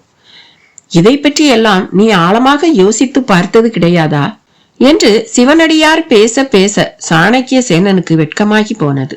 இந்த வாழ்க்கைதான் எத்தனை விசாலமானது. இதில்தான் நுட்பமாக எத்தனை உட்பொருட்கள். இதில் எதை பற்றியும் சிந்திக்காமல், சிந்திக்கவும் தெரியாமல், கண் போன போக்கில் போகிறவராகவும் கால் போன போக்கில் நடப்பவராகவும் இருந்து விட்டோமே என்று ஒருவித வெட்க உணர்ச்சியும் சாணக்கிய சேனன் மனதுக்குள் மூண்டது. அதே வேளையில் ஒரு 3 இளைஞர்கள் மிகவும் கோபமான உணர்வுகளுடன் ஒருவரை ஒருவர் முறைத்து பார்த்து கொண்டும் பலமாக கத்தி பேசிக்கொண்டும் வந்து அந்த சிவ ஆலயத்து கல் மண்டபத்தில் அமர்ந்தனர். சிவனடியாரும் சாணக்கிய சேனனும் அந்த 3 பேரையும் பார்க்கவும் அந்த 3 பேரும் முகத்தை மூடிக்கொண்டனர். அவர்களை பார்க்க பிராமணர்கள் போல் தெரிந்தனர். தலையில் சிகை, தோளில் பூநூல், இடையில் கச்சம் போட்டு கட்டிய வேட்டிக்கட்டு என்று அவர்கள் தோற்றமே அவர்கள் பிராமண இளைஞர்கள் என்பதை கூறிவிட்டது. பொதுவில் பிராமணர்களுக்கு கோபம் வராது. அவர்கள் அன்றாட அனுஷ்டானங்களும் உணவு முறைகளும் கல்வி ஞானமும் கோபத்தை அவர்களிடம் வரவிடாது. ஏனென்றால் ஒரு மனிதனை தவறு செய்விக்க முழு முதல் காரணமாக அவனை ஆட்கொள்வது கோபம்தான். கோபம் ஒருவனிடம் வந்துவிட்டால் போதும், அவனது 5 புலன்களும் கட்டுப்பாடு இழந்துவிடும். நான் எனும் நினைப்பு ராட்சசன் போல எழுந்து நிற்கும். அறிவும் கலங்கி தெளிவற்று போய்விடும். இந்த நிலையில் எதை செய்தாலும் அது பாவச் செயலாகத்தான் இருக்கும். எனவே பாவத்திற்கு இடம் கொடுக்க கூடாது என்பதால் பிராமணர்கள் அமைதியாக இருப்பார்கள். அப்படிப்பட்ட கோபத்தை அந்த 3 இளைஞர்களிடமும் கண்டபோது சிவனடியாருக்கு ஆச்சரியமாகி போனது. மக்களே என்றார் அன்பொழுக. அவர்களும் திரும்பி அவரை ஏறிட்டனர். பார்ப்பதற்கு பிரம்ம தேஜஸுடன் இருக்கிறீர்கள், பிராமணர்களாகவும் திகழ்கிறீர்கள். ஆனால் உங்களுக்குள் கோபமா? உகந்த ஏற்ற இரக்கமுடன் சிவனடியார் கேட்கவும் 3வரிடமும் சற்றே கோபம் தனிய தொடங்கியது. மன்னிக்கவும் சிவனடியாரே, தாங்கள் கேட்டது சரிதான். எங்களையும் அறியாமல் நாங்கள் ஒருவர் மேல் ஒருவர் கோபம் கொண்டு விட்டோம் என்றான் அவர்களில் ஒருவன். நீங்கள் யார்? முதலில் அதை கூறுங்கள் என்றார். நாங்கள் இந்த விருட்சமாபுரியைச் சேர்ந்த சோதிடர் திலக ரத்னாகரின் புதல்வர்கள். அப்படியா? உங்களுக்குள் என்ன குழப்பம்? எங்கள் தந்தையார் ஒரு ஜோதிட புலி. அவர் ஒரு யாகம் செய்ய இருக்கிறார். அந்த யாகத்துக்கு ஒரு கடல் ஆமையும் தேவைப்படுகிறது. யாகத்திற்கு கடல் ஆமையா? ஆம், அது ஒரு விசேஷமான யாகம். அதில் ஆமை இடம் பெறுகிறது என்றான். சரிதான், அந்த ஆமைக்கும் உங்கள் கோபத்திற்கும் என்ன சம்பந்தம்? நிறையவே இருக்கிறது என்று வேகமாக முன்வந்தான் 3வர்களில் முதலாம் அவன். சிவனடியாரே, என் பெயர் ராமவர்மன். நானே இவர்களில் மூத்தவன். இதோ இவன் கிருஷ்ணவர்மன். இவன் என் அடுத்த சகோதரன். இவன் பலராமவர்மன், அதற்கும் அடுத்தவன். சரி, நல்லது, விஷயத்திற்கு வாருங்கள். நாங்கள் ஆமையை சித்திரத்தில் தான் பார்த்து இருக்கிறோம். அதிலும் கடல் ஆமையை பார்த்ததே இல்லை. அப்படி இருக்க கடல் ஆமையை தேடியும் சென்றோம். ஒரு மீனவரும் ஒரு ஆமையை பிடித்து தந்தார். ஆனால் அதை பார்க்கவே எனக்கு பிடிக்கவில்லை என்றான் அவன். ஓ, அருவருப்பாக இருந்ததா என்று கேட்டார் சிவனடியார். சரியாக சொன்னீர்கள். நான் ஒப்பு உயர்வற்ற ஒரு ரசிகன். என் ரசனைக்கு ஒவ்வாத எதையும் நான் செய்ய மாட்டேன். நாங்களும் தலை சிறந்த ரசிகர்கள் தான். எங்களுக்கும் அந்த ஆமையை பார்க்க அருவருப்பாக இருந்தது. அதனால் நாங்களும் அந்த ஆமையை தீண்டி அதை தொட்டு தூக்க முடியாது என்று கூறிவிட்டோம் என்று பதிலுக்கு நடுவே சமமாக கூறினார்கள் மற்ற இருவரும். சிவனடியார் முகத்தில் புன்முறுவல், அதில் ஏராளமான அளவில் உட்பொருளும் கூட. என்ன சிவனடியாரே, நகைக்கிறீர்கள்? என் ரசனையோடு தேவையில்லாமல் இவர்கள் போட்டி போடுகிறார்கள். அதனால் என் தந்தைக்கு செய்ய வேண்டிய கடமையையும் செய்ய தவறுகிறார்கள். மீண்டும் மூத்தவன் ராமவர்மனிடம் குமரன். அதெல்லாம் ஒன்றுமில்லை சிவனடியாரே. எப்பொழுதும் தலை பிள்ளைக்குத்தான் கடமை உணர்வு அதிகம். தந்தை இறந்தால் கொல்லி வைக்கும் உரிமை மட்டும் வேண்டும். ஆனால் கடமையில் பின்தங்கி விடுவது என்பது எந்த வகையில் சிறந்தது? மீண்டும் இளையவர்கள் இருவரும் பாய்ந்து வந்தனர். இல்லை சிவனடியாரே, இவர்கள் மூத்தோர் சொல் கேளாதவர்கள். என் ரசனை சிறப்பு பற்றி தெரிந்திருந்தும் இவர்கள் இப்படியெல்லாம் பேசுவது கொஞ்சமும் சரியில்லை. இவர்கள் ஒரே சமயத்தில் என் தந்தைக்கும் அவருக்கு அடுத்த ஸ்தானத்தில் உள்ள எனக்கும் துரோகம் செய்கிறார்கள். மீண்டும் மூத்தவன் ராமவர்மன் குமரினான். கவனித்துக் கொண்டிருந்த சாணக்கிய சேனனுக்கு சிரிப்பை அடக்க முடியவில்லை. ஒரு ஆமையை பிடித்துக் கொண்டு செல்வதற்கா இவ்வளவு கூத்து? ஏதோ சொத்துக்கு அடித்துக் கொள்வது போல அடித்துக் கொள்கிறீர்களே என்றான். எங்கள் சொத்தே எங்களின் நுட்பமான ரசனைதான். போதும், நிறுத்துங்கள். ரசனை என்பது உங்களுக்கு மட்டும் உரியதல்ல, அது எல்லோருக்கும் உரியது. எல்லோருக்கும் இருக்கலாம். ஆனால் எங்களிடம் இருப்பது போல நுட்பமாக நீங்கள் யாரிடமும் பார்க்க முடியாது என்றான் மூத்தவன். அடேயப்பா, இது என்ன பிதற்றல்? ரசனையில் நுட்பம் என்றும் நுட்பமற்றது என்றுமெல்லாமா இருக்கிறது என்று கேட்டான். ரசனை பற்றி சரியாக தெரியாத தற்குறி நீ. அதனால்தான் இப்படி ஒரு கேள்வியை கேட்டுவிட்டாய். கோபத்துடன் சாணக்கிய சேனன் மேல் பாய்ந்தான் ராமவர்மன். யாரை பார்த்து தற்குறி என்கிறாய்? ஒரு ஆமையை தொடுவதற்கே கூச்சப்படும் நீதான் தற்குறி. பதிலுக்கு பாய்ந்தான் சாணக்கிய சேனன். கோபமாக வந்து அமர்ந்தவர்கள் வந்த இடத்திலும் தங்கள் கோபத்தால் சண்டை போட ஆரம்பித்து விட்டார்கள். கோபம் எப்பேற்பட்டவனையும் அழித்து எரித்துவிடும் என்பதுதான் எவ்வளவு பெரிய உண்மை. சிவனடியாரே நடுங்கி போனார். போதும், நிறுத்துங்கள். விருட்சமாபுரியில் எப்பொழுதும் இப்படி யாரும் அற்பமாக சண்டை போட்டு கொண்டதில்லை என்று அறிவுரை சொல்ல தொடங்கினார். சிவனடியாரே, வார்த்தைகளை அளந்து பேசுங்கள். எது அற்பத்தனம்? இளையவன் கிருஷ்ணவர்மன் சிவனடியார் மேலும் பாய்ந்தான். சிவனடியாருக்கு விளங்கிவிட்டது, சினத்திற்கு அறிவு கிடையாது என்பதை அறிந்தவர் அவர். எனவே அவர்களிடம் இனி எதுவும் பேசக்கூடாது என்று வாயை மூடிக்கொண்டார். சிவாய நம என்று சிவநாமத்தையும் ஜெபிக்க தொடங்கினார். ஆனால் சாணக்கிய சேனனோ அதை பார்த்து கோபத்தின் உச்சிக்கே சென்றான். முட்டாள்களே, சிவனடியார் பொறுமையின் சிகரம், அறிவின் ஊற்று. அவரை பார்த்த பிறகுதான் வாழ்க்கையில் நான் தெரிந்து கொள்ள வேண்டியது நிறைய உள்ளது என்கிற உணர்வே எனக்கு ஏற்பட்டது. அவ்வளவு பெரிய ஞானி அவர். அவரையே எதிர்த்து பேச ஆரம்பித்து விட்டீர்களா நீங்கள் என்று அவர்கள் முன் சென்றான். அவன் வந்த வேகத்தை பார்த்து ராகவர்மன் பயந்து போனான். ஆனாலும் பதிலுக்கு, அப்பனே, உனக்குத்தான் இப்படி முன்வர தெரியுமா? எனக்கும் தெரியும் என்று சாணக்கிய சேனன் மேல் சென்று மோதினான். அவ்வளவுதான். அடுத்து கை கலப்புத்தான். சாணக்கிய சேனனும் அந்த மூவரும் வீதியில் விழுந்து புரண்டு சண்டை போடும் அளவு போய்விட்ட அந்த வேளையில் விருட்சமாபுரியின் பாதுகாப்பு படை தளபதி அந்த பக்கமாக குதிரை மேல் வந்தபடி இருந்தார். பச்சை பசேல் என்று பசுமையான காட்சிகளை ரசித்தபடியே வந்தவருக்கு அங்கு நடந்த சண்டை காட்சி அதிர்ச்சி மூட்டியது. அவர் வந்து நிற்கவும் அவர்களும் கூட சண்டையை நிறுத்திவிட்டு அவரை பார்த்தனர். என்ன இது? எதற்காக இப்படி சண்டையிட்டுக் கொள்கிறீர்கள்? தளபதிதான் கேட்டார். அதை உன்னிடம் சொல்ல தேவையில்லை, நீ போகலாம் என்றான் ராமவர்மன். அவனிடம் அவ்வளவு கோபம். அடுத்த நொடியே படை தளபதி அவர்கள் 4 பேரையும் கைது செய்து மன்னரின் நீதிமன்றத்தில் நிறுத்தி தண்டனை வழங்க தீர்மானித்து விட்டார். புலிக்குண்டு மலை பகுதி ஒரு சாதாரண காட்டு மலை பகுதி போல இருந்தது. எங்கும் துளி கூட பசுமையை பார்க்க முடியவில்லை. மாலை வேளையிலும் சூரிய கதிர்களின் வெம்மையில் பாறைகள் அப்பளம் போல சுட்டு பொரிந்தன. நடுவில் ஒரு ஒற்றையடி பாதை வளைந்து வளைந்து சென்றது. அதில் சென்றால் காளியப்ப சுவாமிகளின் ஆசிரம குடிசை வரும் என்று நாகமலை புதுக்கோட்டையில் தெருவில் பார்த்த ஒருவன் கூறியது ஞாபகத்துக்கு வந்தது. காரை ஓரம் கட்டிவிட்டு அண்ணாவும் தேவராஜனும் இளைய வள்ளுவனோடு நடந்து கொண்டிருந்தனர். இளைய வள்ளுவன் அந்த ஏட்டு தாளியை மஞ்சள் துணி சுற்றிய நிலையில் தலையில் சுமந்து கொண்டு திருப்பதி மலை மேல் உண்டியல் சகிதம் ஏறும் வைதீக பிரார்த்தனைக்காரர்களைப் போல அந்த சாலையில் நடந்து கொண்டிருந்தான். அந்த பகுதியில் நிறைய சாம்பல் அணில்கள் இருந்தன. பாறைகள் மேல் பெங்குயின் பறவைகள் நிற்பது போல அவை நின்று பார்த்த விதம் அழகாக ரசிக்கும்படி இருந்தது. அண்ணாவுக்கும் அவற்றை பார்க்க பரம சந்தோஷமாக இருந்தது. கூடவே காளியப்ப சுவாமிகளை நினைக்க குழப்பமாகவும் இருந்தது. நடுவில் செல்போன் ஒன்றின் கிண்கிணி சத்தம். தேவராஜன் பாக்கெட்டில் இருந்துதான் சத்தம் கேட்டது. எடுத்து காதை கொடுத்தார். உதயஜோதி அலுவலக எடிட்டோரியத்தில் இருந்துதான் பேசினார்கள். சார், நான் பேஜ் மேக்கர் மனோகரன் பேசுறேன். சொல்லு மனோ, இன்னைக்கு எல்லா யூசுவல் ஒர்க்கும் ஓவர். தலையங்கம் மட்டும் வழக்கம் போல உங்களுக்காக பெண்டி. ஓ அப்படியா? நான் இப்ப தலையங்கம் எழுதி அனுப்புற சூழ்நிலையில இல்ல. காலை பேப்பர்ல சதாம் ஹுசேன் அரெஸ்ட் ஆனது பற்றி படிச்சேன். சதாம் மாதிரி வாழ்ந்த நபரை பார்க்க பரிதாபமா இருந்தது. உண்மையில சதாம் சர்வாதிகாரியான்னு ஒரு சந்தேகமும் இருக்கு. எங்கேயுமே ஒரு தலைவர்னா அவரை ஆதரிக்க ஒரு அணி, எதிர்க்க ஒரு அணின்னு இரு பிரிவு இருக்கும்.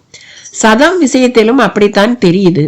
ஆகையால சதாம் விஷயத்துல அமெரிக்கா அவசரப்படாம வெளிப்படையா வழக்கு நடத்தி அதை உலகம் முழுவதும் பார்க்கும்படி செய்யணும். இந்த கருத்தை வலியுறுத்தி நம்ம ராமசாமி சார ஒரு தலையங்கம் எழுத சொல்லு. சொல்லிடுறேன் சார். என்னன்னு தெரியல, மிஸ்டர் விக்ரமனும் பட்டாபியும் இன்னைக்கு வேலைக்கு வரல. தெரியும், அவங்களுக்கு வேற வேலை கொடுத்திருக்கேன். நானும் வர்றதுக்கு 2 நாள் கூட ஆகலாம். நான் இல்லாத இந்த சமயத்துல நீங்க எப்படி நடந்துக்கிறீங்கன்னு நானும் பார்க்க வேண்டாமா? No problem sir. நீங்க இல்லாட்டியும் இருந்தாலும் நம்ம பத்திரிக்கை எந்த பாதிப்பும் இல்லாம வந்துடும் சார். சந்தோஷம். ஃபர்ஸ்ட் காஃபி ரெடியான உடனே வழக்கம் போல சாமி படத்துக்கிட்ட வச்சு எடுத்துட்டு அப்புறமா டெஸ்ட் பார்ட்ஸ் பண்ண பாருங்க. நிச்சயமா சார். தேவராஜன் செல்லை முடக்கினார். பட்டாபி கவனித்துக் கொண்டே இருந்தான். சற்று அருகே வந்தவனாக சாரி சார் என்றான். எதுக்கு? ஆபீஸ்ல அவ்வளவு வேலை இருக்கும்போது இங்க அலைஞ்சிட்டு இருக்கோம். எங்க விஷயம் உங்களை ரொம்ப தொந்தரவு பண்ணிக்கிட்டே இருக்கு இல்ல? பட்டாபி, இனி இப்படி எல்லாம் பேசாதீங்க. உங்க டியூட்டி கான்சியஸ் ஃபீலிங்ஸ பாராட்டுறேன். அதுக்காக இங்க இப்ப ஒண்ணும் நாம கூத்தடிச்சுக்கிட்டு இல்லையே. இதெல்லாம் ஒருவித அட்வென்ச்சர். பத்திரிகையாளனுக்கு இது ரொம்ப அவசியம், ரொம்ப முக்கியமும் கூட. ஏன்பா பட்டாபி, நான் கூட தான் ஆசிரமத்தை விட்டுட்டு இங்க உங்க கூட சுத்திக்கிட்டு இருக்கேன், எனக்கு என்ன சொல்ல போற? இது அண்ணா. அண்ணா, உங்க எல்லோருக்குமே நானும் விக்ரமனும் ரொம்ப கடமைப்பட்டிருக்கோம். எங்க அவன் இப்ப அந்த நந்தன் பைராகிக்குத்தான் கடன்பட்டு இருக்கான். அண்ணா, விக்ரமன் இப்ப எங்க இருப்பான்? வள்ளுவ குடிக்கு போய் நிச்சயம் ஏமாந்திருப்பான். அதை அந்த நந்தன் பைராகிக்கும் சொல்லி இருப்பான். நந்தன் பைராகி அவனை எப்படி டைரக்ட் பண்ணிட்டு இருக்கானோ. இங்கேயும் அடுத்து என்ன நடக்கும்னு தெரியல. இந்த காளியப்ப சாமிகளை சித்தர் லெவலுக்கு சொல்ற நபர்கள் ஒரு பக்கம், அவரோ ஆளையே கடத்துற கடத்தல் பேர் வழியா இருக்காரு. அண்ணாவும் தேவராஜனும் மாறி மாறி பேசிக்கொண்டே நடந்ததில் அந்த ஆசிரமமும் வந்துவிட்டது. ஆனால் யாரையும் காணவில்லை. காக்கை இல்லை. தலையில் தாலி பானையுடன் நடந்த இளைய வள்ளுவன் முகத்தில் பூச்சி பறக்க தொடங்கியது. மலங்க மலங்க பார்த்தான். ஏடு சொன்னது பொய்யாகாது என்று அவன் மனம் நம்பினாலும் பாழாய்ப்போன சந்தேகம் அவ்வப்போது வந்து விபரீதமாக ஏதாவது நடந்துவிட்டால் என்ன செய்வது என்று கவலைப்பட வைத்து விடுகிறது. ஒரு வழியாக ஆசிரம குடிசை முன் சென்று அனைவரும் நின்றனர். அண்ணா மெல்ல எட்டி பார்க்க தொடங்கினார். உள்ளே யாருமே இல்லை. தரையில் ஒரு மான் தோல் விரிப்பு மட்டும் கிடந்தது. ஒரு ஓரமாக மண்கலையும் ஒன்றும் லேசாய் மூலிகை மருந்துகளின் வாசமும் மூக்கை நிரடியது. மற்றபடி அந்த குடிசைக்குள் யாரையும் பார்க்க முடியவில்லை. யாரையாவது விசாரிக்கலாம் என்றால் கண்ணில் ஒருவர் கூட தட்டுப்படவில்லை. இளைய வள்ளுவன் தாளிப்பானையை கீழே இறக்கி வைத்து விட்டு பெருமூச்சு விட்டான். கழுத்து வியர்வையை வலித்து நீர்க்கோடு போல சொட்ட விட்டான். அப்போது எங்கிருந்தோ ஒரு கோமணம் கட்டிய சிறுவன் ஒருவன் கையில் ஒரு கம்புடன் தாவி தாவி குதித்தபடி அவர்களை நோக்கி வந்து சேர்ந்தான். கொஞ்சம் போல மார்பு உள்ளடங்க பெருமூச்சு விட்டு முடித்தான். ஐயா ஐயா என்றான் வேக வேகமாக. யாரு பாணி? என் பெயர் குணமூர்த்தி. குணமூர்த்தி? பலே, எதுக்கு இப்படி ஓடி வந்த? உங்களை உங்களை மெல்ல மெல்ல. எங்களுக்கு என்ன? உங்களை சாமி கூட்டிட்டு வர சொன்னாரு. சாமியா? நீங்க காளியப்ப சாமியை தானே பார்க்க வந்திருக்கீங்க? ஆமா. அப்ப என் பின்னாலேயே வாங்க. அவன் பதிலை சொல்லிவிட்டு திரும்பி ஓடினான். ஏட்டுக்குறிப்பு வேலை செய்யும் விதம் புரிந்து போனது. அவர்களும் பின்தொடர்ந்தார்கள்.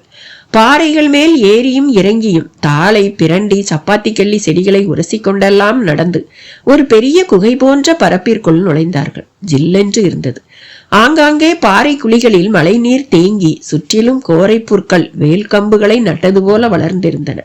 ஒரு பாறை மேல் தலையில் உருமா கட்டிக்கொண்டு அமைதியாக ஒரு சிலையை போல நின்று கொண்டிருந்தார் தில்லைநாயக வள்ளுவர். அப்பா! இளைய வள்ளுவன் அவரை பார்த்துவிட்டு தாளிப்பானையோடு ஓடினான். மற்றவர்களும் அவரை பார்க்க அப்பாடா என்று இருந்தது. ஒரு இடத்தில் அந்த மலைத்தளத்து இலந்தை மரம் ஒன்று கிடைவிட்டிருந்தது. அதை வெட்டி கொண்டிருந்தார் கோமணம் கட்டிய விவசாயி போன்ற ஒருவர். அவரும் ஒரு இலந்தை மர கிளையுடன் அவர்களை நோக்கி வந்தார். சாமி, இவங்கதான் அவங்க. இவன் என் மகன்.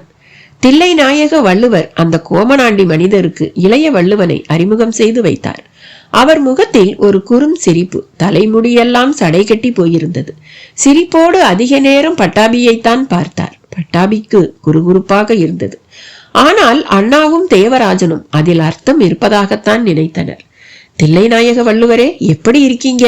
ஆபத்தெல்லாம் ஒண்ணும் இல்லையே? அண்ணா பேச்சை ஆரம்பித்தார். சாமி அருளால தப்பிச்சேன். தில்லை நாயகத்தின் பதிலில் அவர்கள் எதிர்பார்த்தே இருக்காத ஒரு கருத்து. அப்ப இவர் உங்களை கடத்தலையா? இல்லீங்க, இவர்தான் என்ன காப்பாத்தினார். யாருன்னு தெரியல. 2 பேர் என்ன கத்தி முனையில கடத்தினாங்க. நானும் அதை எதிர்பார்த்தேன். ஊருக்கு ஜோசியம் சொல்ற எனக்கு என்ன நடக்கும்னு தெரியாம போனா எப்படி? சரி, இவர் எப்படி காப்பாத்தினாரு? அந்த திருட்டு பசங்க என்ன கார்ல கடத்தி இந்த புலிக்குண்டு மலைக்கு தள்ளிக்கிட்டு வந்துட்டாங்க. என்னை பார்க்க நந்தன் பைராகிங்கிறவன் வர்றதா இருந்தது. விக்ரமாதித்தன் ஏடுங்களை பத்தி பைராகி விசாரிப்பார், எதையும் மறைக்காம சொல்லணும்னு சொன்னாங்க. அந்த சமயத்துல சாமிதான் இங்க அவங்க கிட்ட இருந்து என்ன காப்பாத்தினாரு. சரி, இப்ப அவங்க எங்க? அதை ஏன் கேக்குறீங்க? சாமிக்கு பீதாம்பர வித்தை தெரியுமா? அதன் மூலம் சாமி தன்னை ஒரு புலியா மாத்திக்கிட்டு அவங்கள துரத்த தலைதெறிக்க ஓடி போனவங்க அப்படியே அதோ அந்த சரிவில புரண்டு விழுந்துட்டாங்க. அங்க உள்ள விழுந்தா அவ்வளவுதானா? தேவராஜன் கவுளி போல சப்பு கொட்டினார். அப்ப எதனால ஏட்டுக்கட்டுள்ள பானையோட உடனே வர சொன்னீங்க? அண்ணா கேட்க தில்லை நாயகத்தார் பார்வை சாமி பக்கம் போனது. நீங்களே பதில் சொல்லுங்க என்பது போல. நான் தான் அப்படி சொல்ல சொன்னேன். நான் ஒரு மருத்துவ சித்தன். வள்ளுவருக்கு இக்கட்டு வரும்னு எப்படி தெரியுமோ அதுபோல எனக்கும் இன்னைக்கு நடக்க போறது தெரியும். அதன்படி விக்ரமாதித்தனோட ஏடுங்க இப்ப காளி கோவில் மரப்பொந்துக்குள்ள போயிருக்கணுமே. காளியப்ப சாமி ஏதோ அருகிலிருந்து பார்த்தவரை போல சொல்லவும் அவ்வளவு பேருக்கும் தூக்கி அடித்தது. அண்ணா கேட்கவே கேட்டுவிட்டார். நீங்க என்ன பக்கத்துல இருந்து பார்த்த மாதிரி சொல்றீங்க?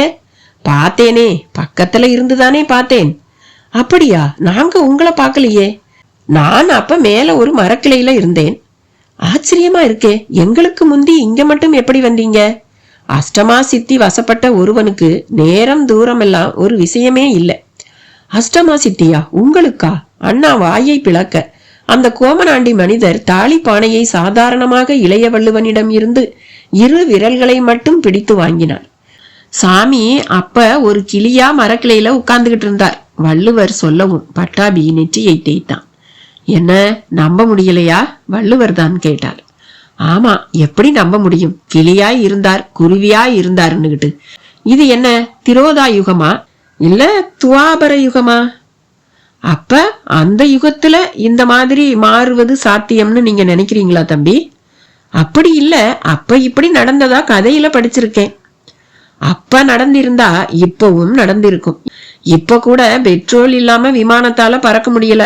ஆனா அப்ப ராவணனோட புஷ்ப விமானம் எந்த எரிபொருளும் இல்லாமத்தான் வானத்துல பறந்தது என்ற தில்லை நாயக வள்ளுவன் அந்த தாலி பானையை தூக்கி அப்படியே அந்த கோமனாண்டி சித்தரான காளியப்பா சாமிகளிடம் வழங்கினார்.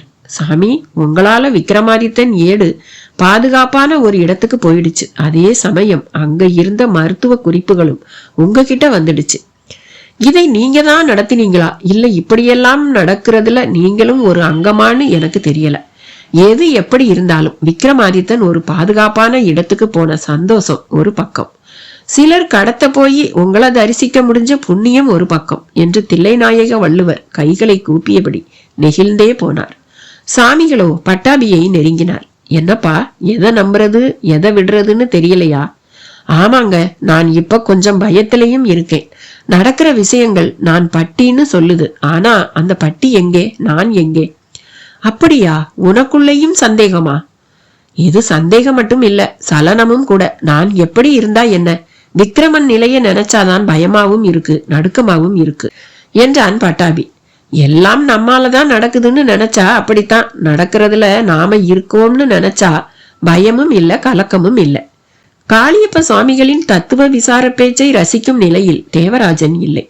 மன்னிக்கணும், வள்ளுவரோட நாங்க இப்ப கிளம்பலாம் தானே என்று அவரை பார்த்து கேட்கவும் காளியப்ப சாமிகள் ஆங்காங்கே உள்ள சில பாறைகளை காட்டி அதில் அமரச் சொன்னார். அவர் அப்படி சொன்ன மறுநொடியே தில்லைநாயக வள்ளுவர் உட்கார்ந்தும் விட்டார்.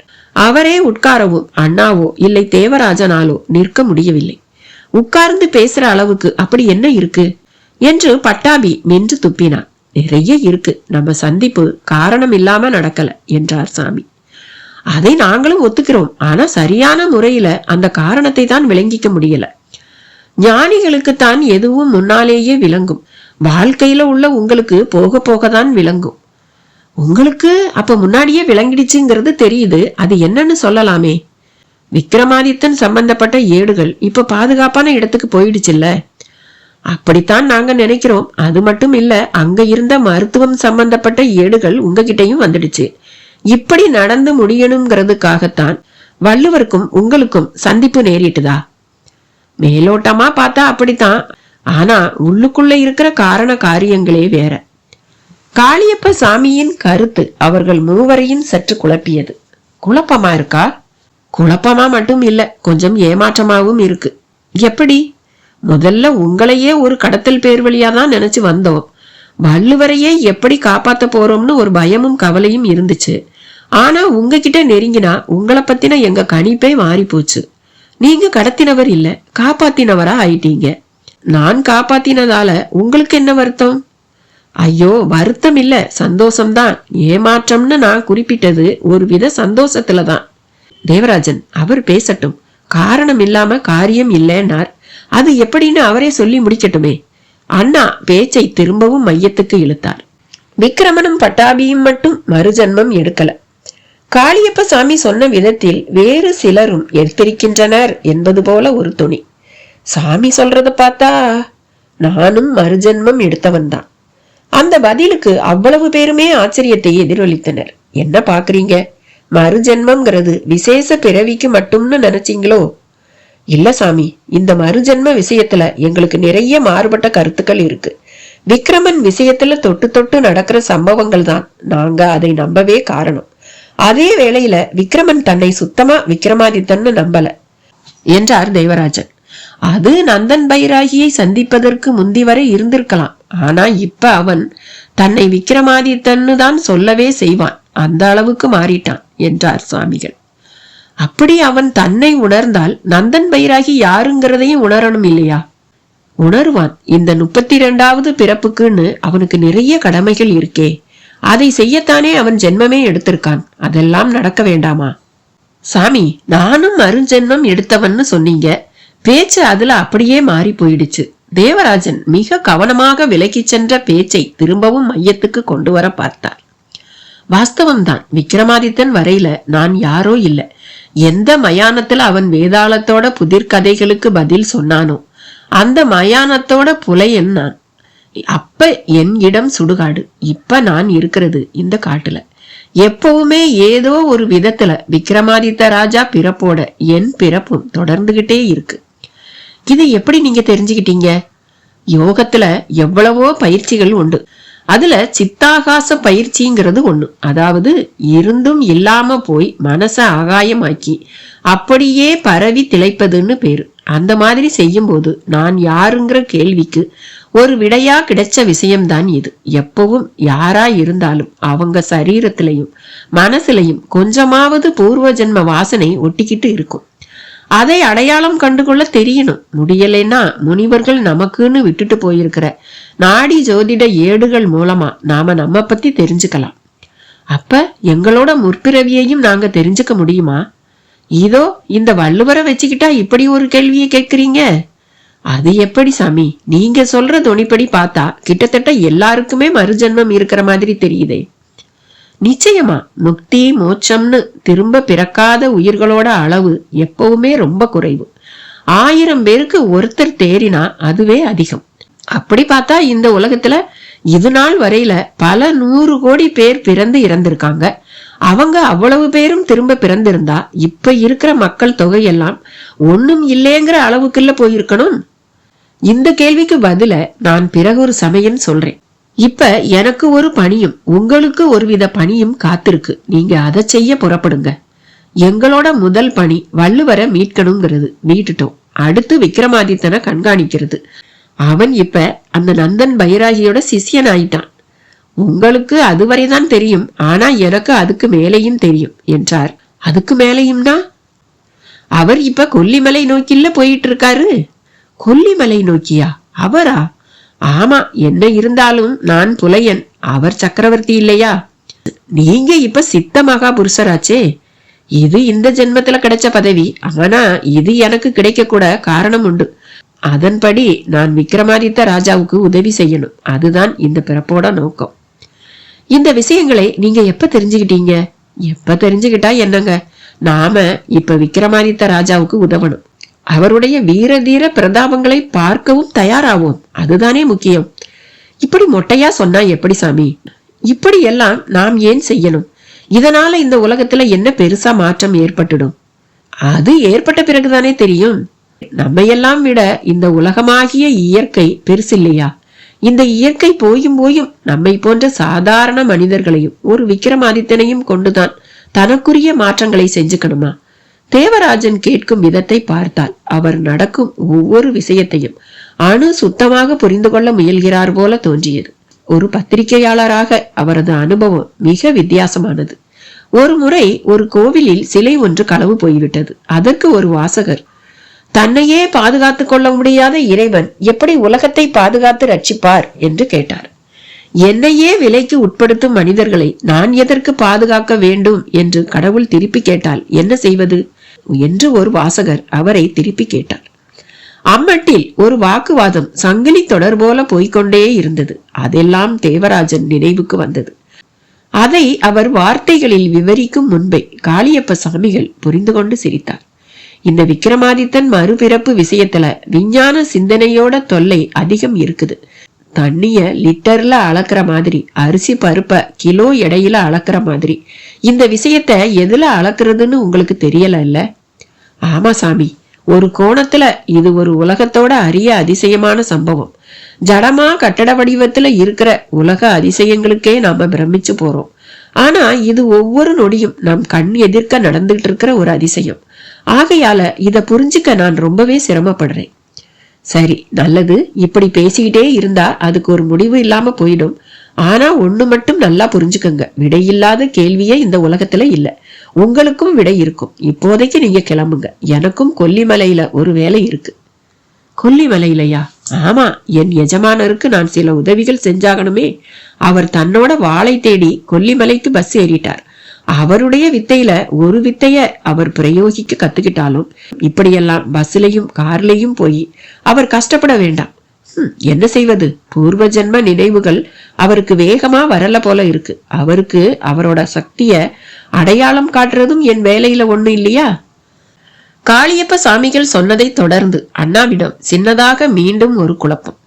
கடைசியா ஒரு கேள்வி கேளுங்க. 5ஆம் காண்ட குறிப்பு படி 6ஆம் காண்டத்தை நம்ம தில்லைநாயக வள்ளுவரோட போய் பார்க்கணும்.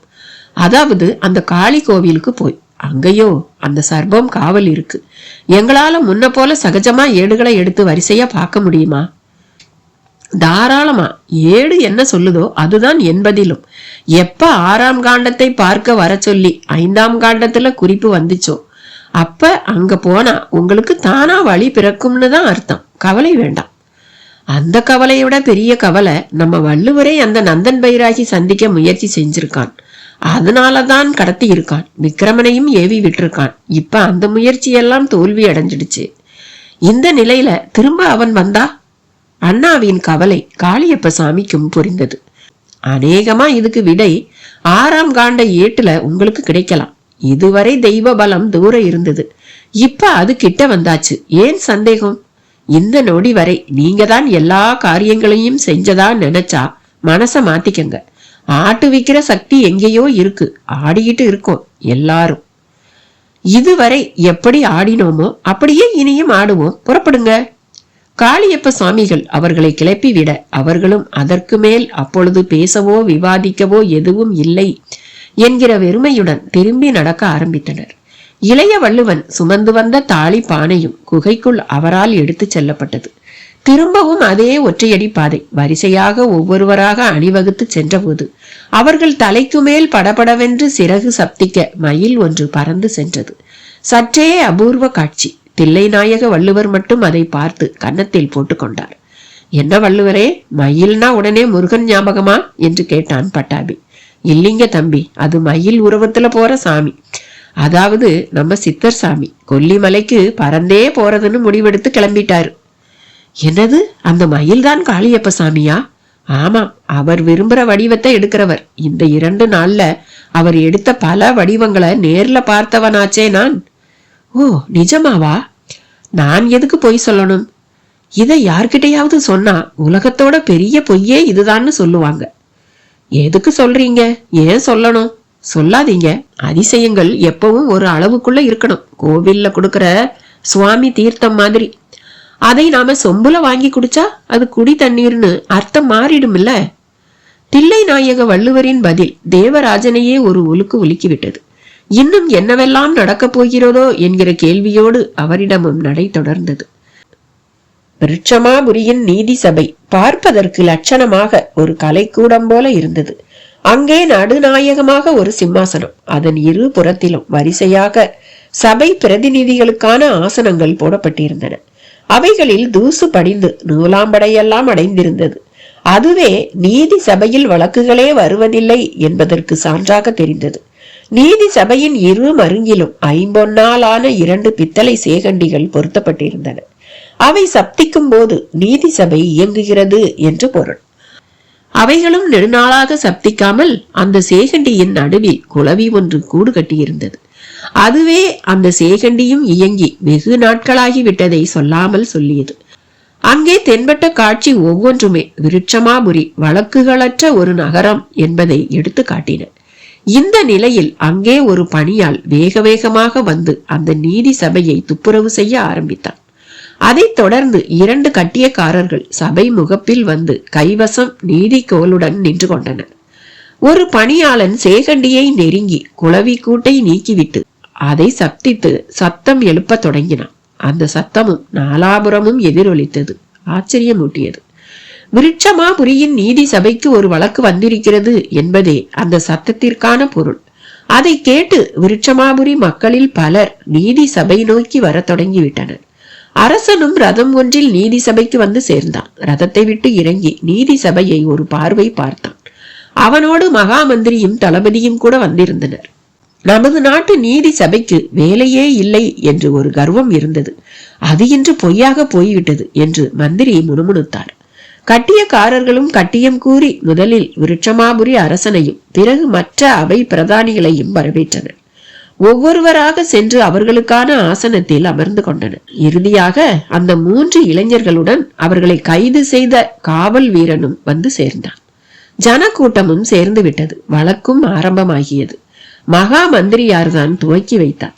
விருட்சமாபுரி பேரரசர் அவர்களே, அவை பிரதானிகளே, ஆச்சரியத்தோடும் சற்றே அதிர்ச்சியோடும் இங்கே நீதி சபையில் கூடியிருக்கும் நகர மக்களே, அனைவருக்கும் பணிவான வந்தனங்கள்.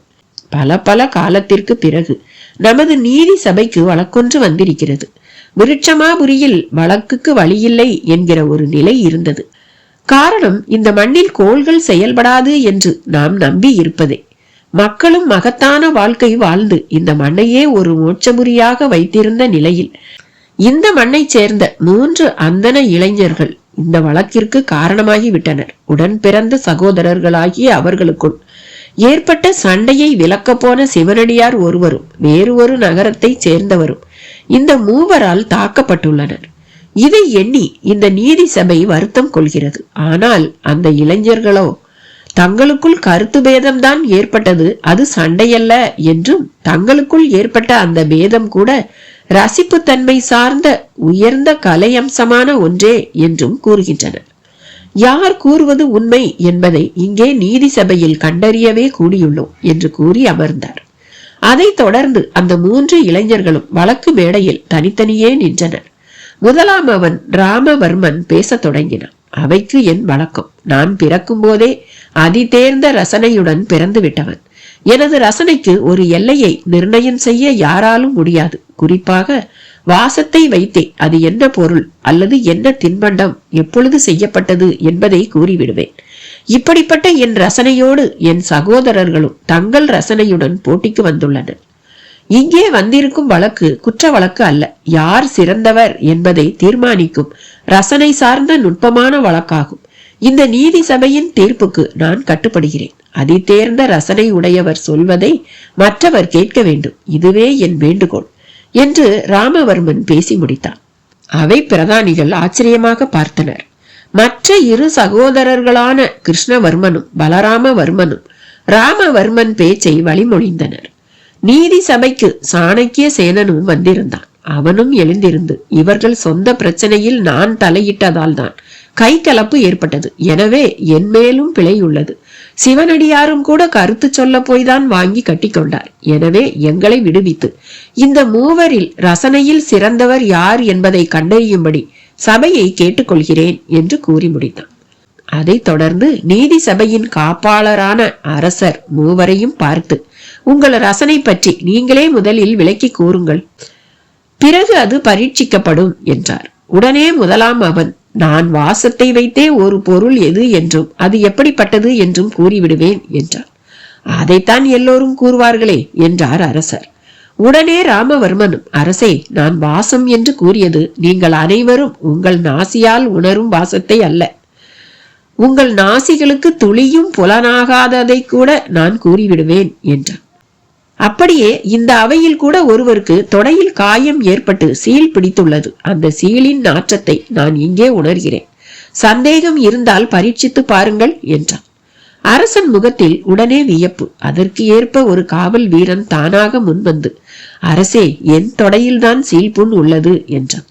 அடுத்து 2வதான கிருஷ்ணவர்மன் தன் ரசனை சிறப்பை கூறத் தொடங்கினான். அரசே, நான் உண்ணும் உணவின் சுவையை தரம் பிரித்து அதை வகைப்படுத்தி விடுவேன்.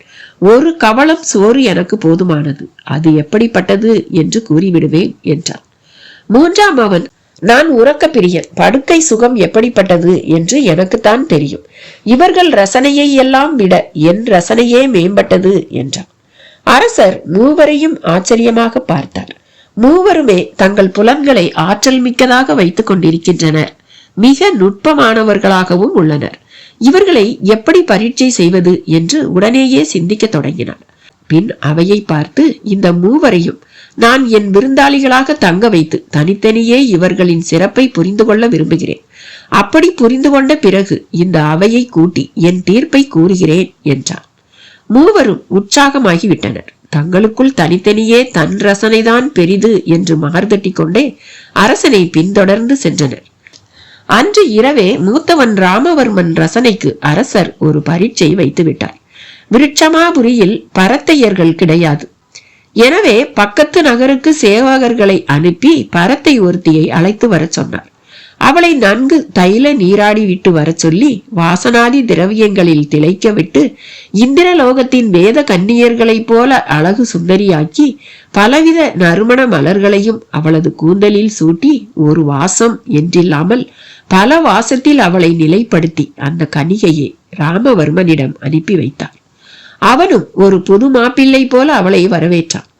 அவனிடம் அவளை ஒரு பரத்தை என்று மட்டும் கூறியிருக்கவில்லை. மிக நல்ல ஒரு பெண், இவளோடு ஒரு இரவை கழித்துவிட்டு இவள் எப்படிப்பட்டவள் என்பதை சரியாக கூறினால் போதும். இதுவே அவனுக்கு விதிக்கப்பட்ட நிபந்தனை. அவனும் தன்னை நெருங்கி மஞ்சத்தில் தன்னருகில் அமர்ந்த அந்த பரத்தை கனிகையை ஏறிட்டான். தன் வலக்கரத்தால் அவளது தாடையை பற்றி தூக்கி அவளது மதி முகத்தையும் பார்த்தான். பட்டுப்பூச்சி போல அவளது இமைகள் படபடக்க வண்டு விழிகளை உருட்டி அவளும் பார்த்தாள்.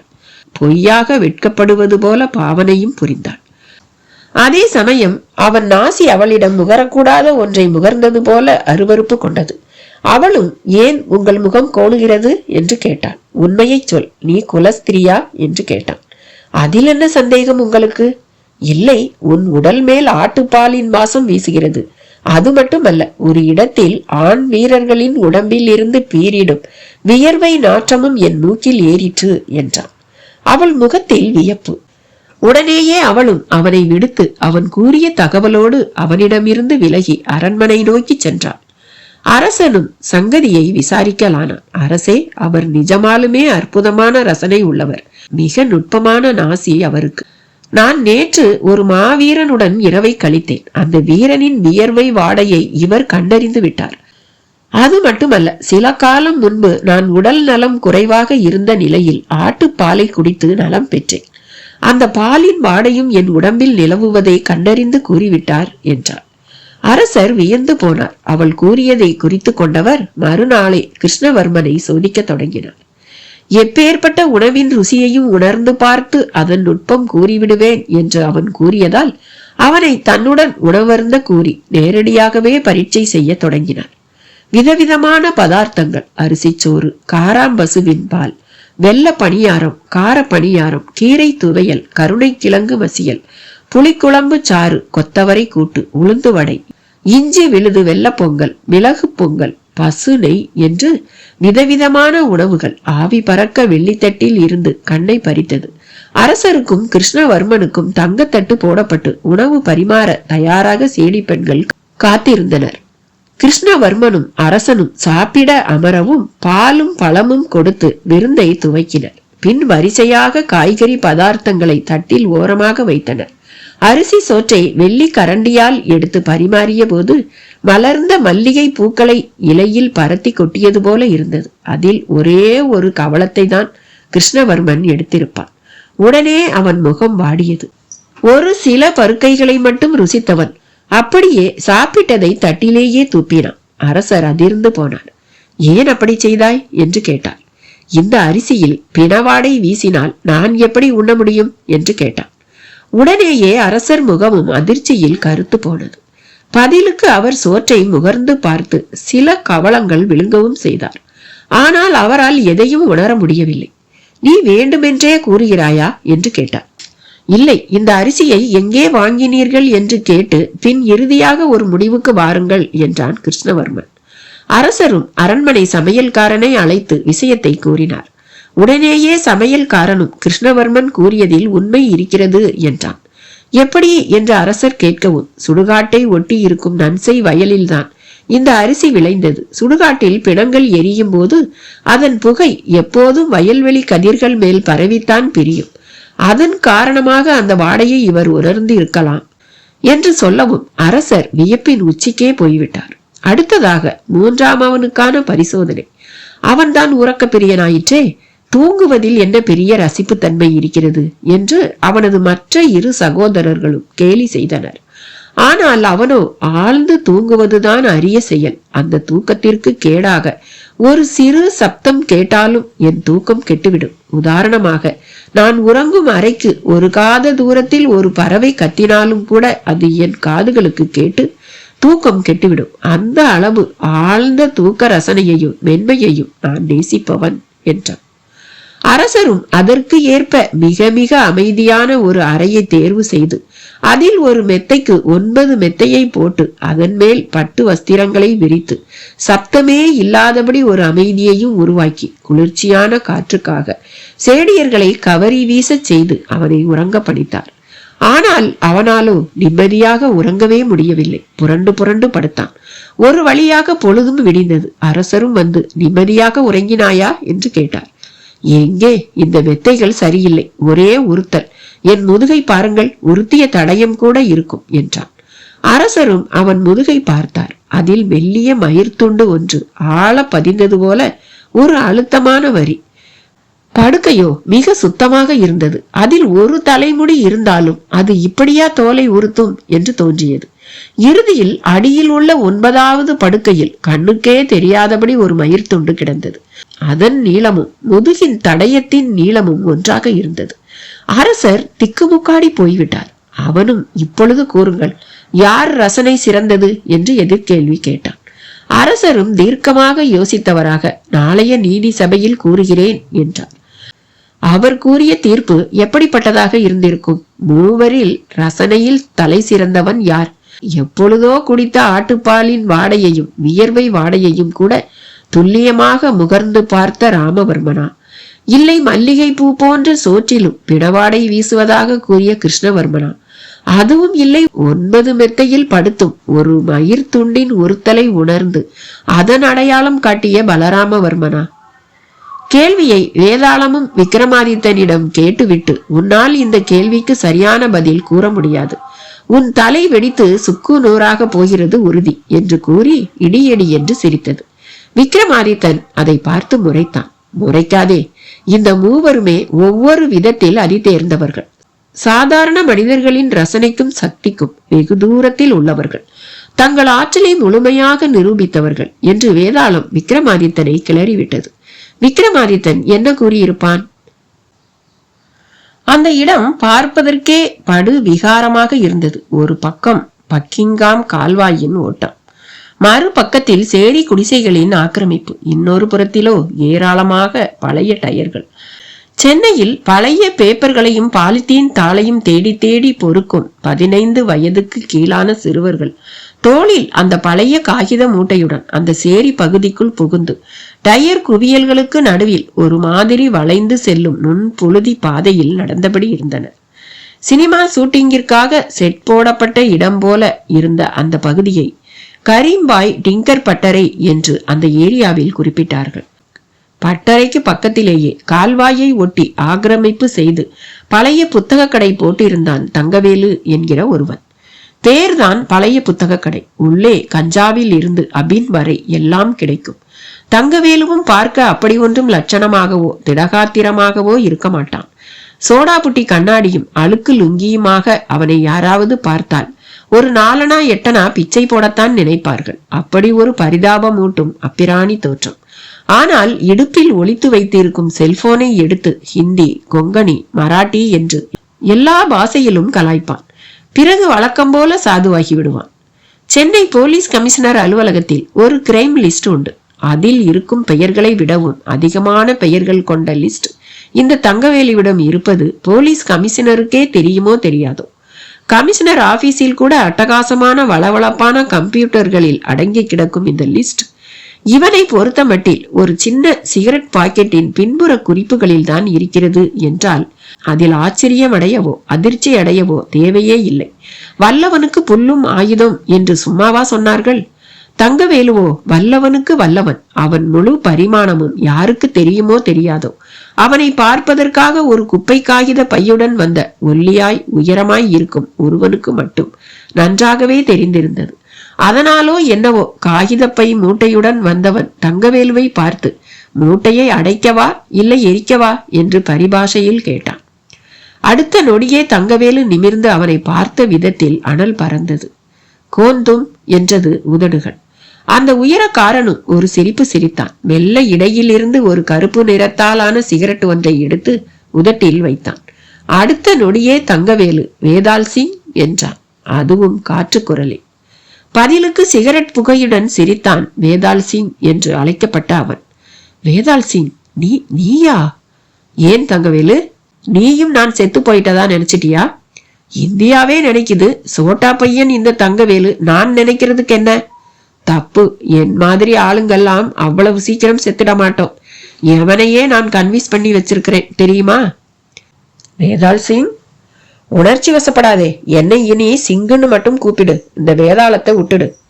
அச்சா சிங், இந்த சோட்டா பையனை நீ தேடி வந்திருக்கேன்னா காரணம் இருக்கணும் சிங். நிறைய இருக்குது, எல்லாத்தையும் போக போக சொல்றேன். இப்ப நான் பிரச்சனை இல்லாதபடி தங்க ஒரு இடம் வேணும். ஏன் சிங், என்னோட இந்த இடத்துக்கு என்ன? இந்த வாராவதி நாத்தம் தாங்க முடியலப்பா.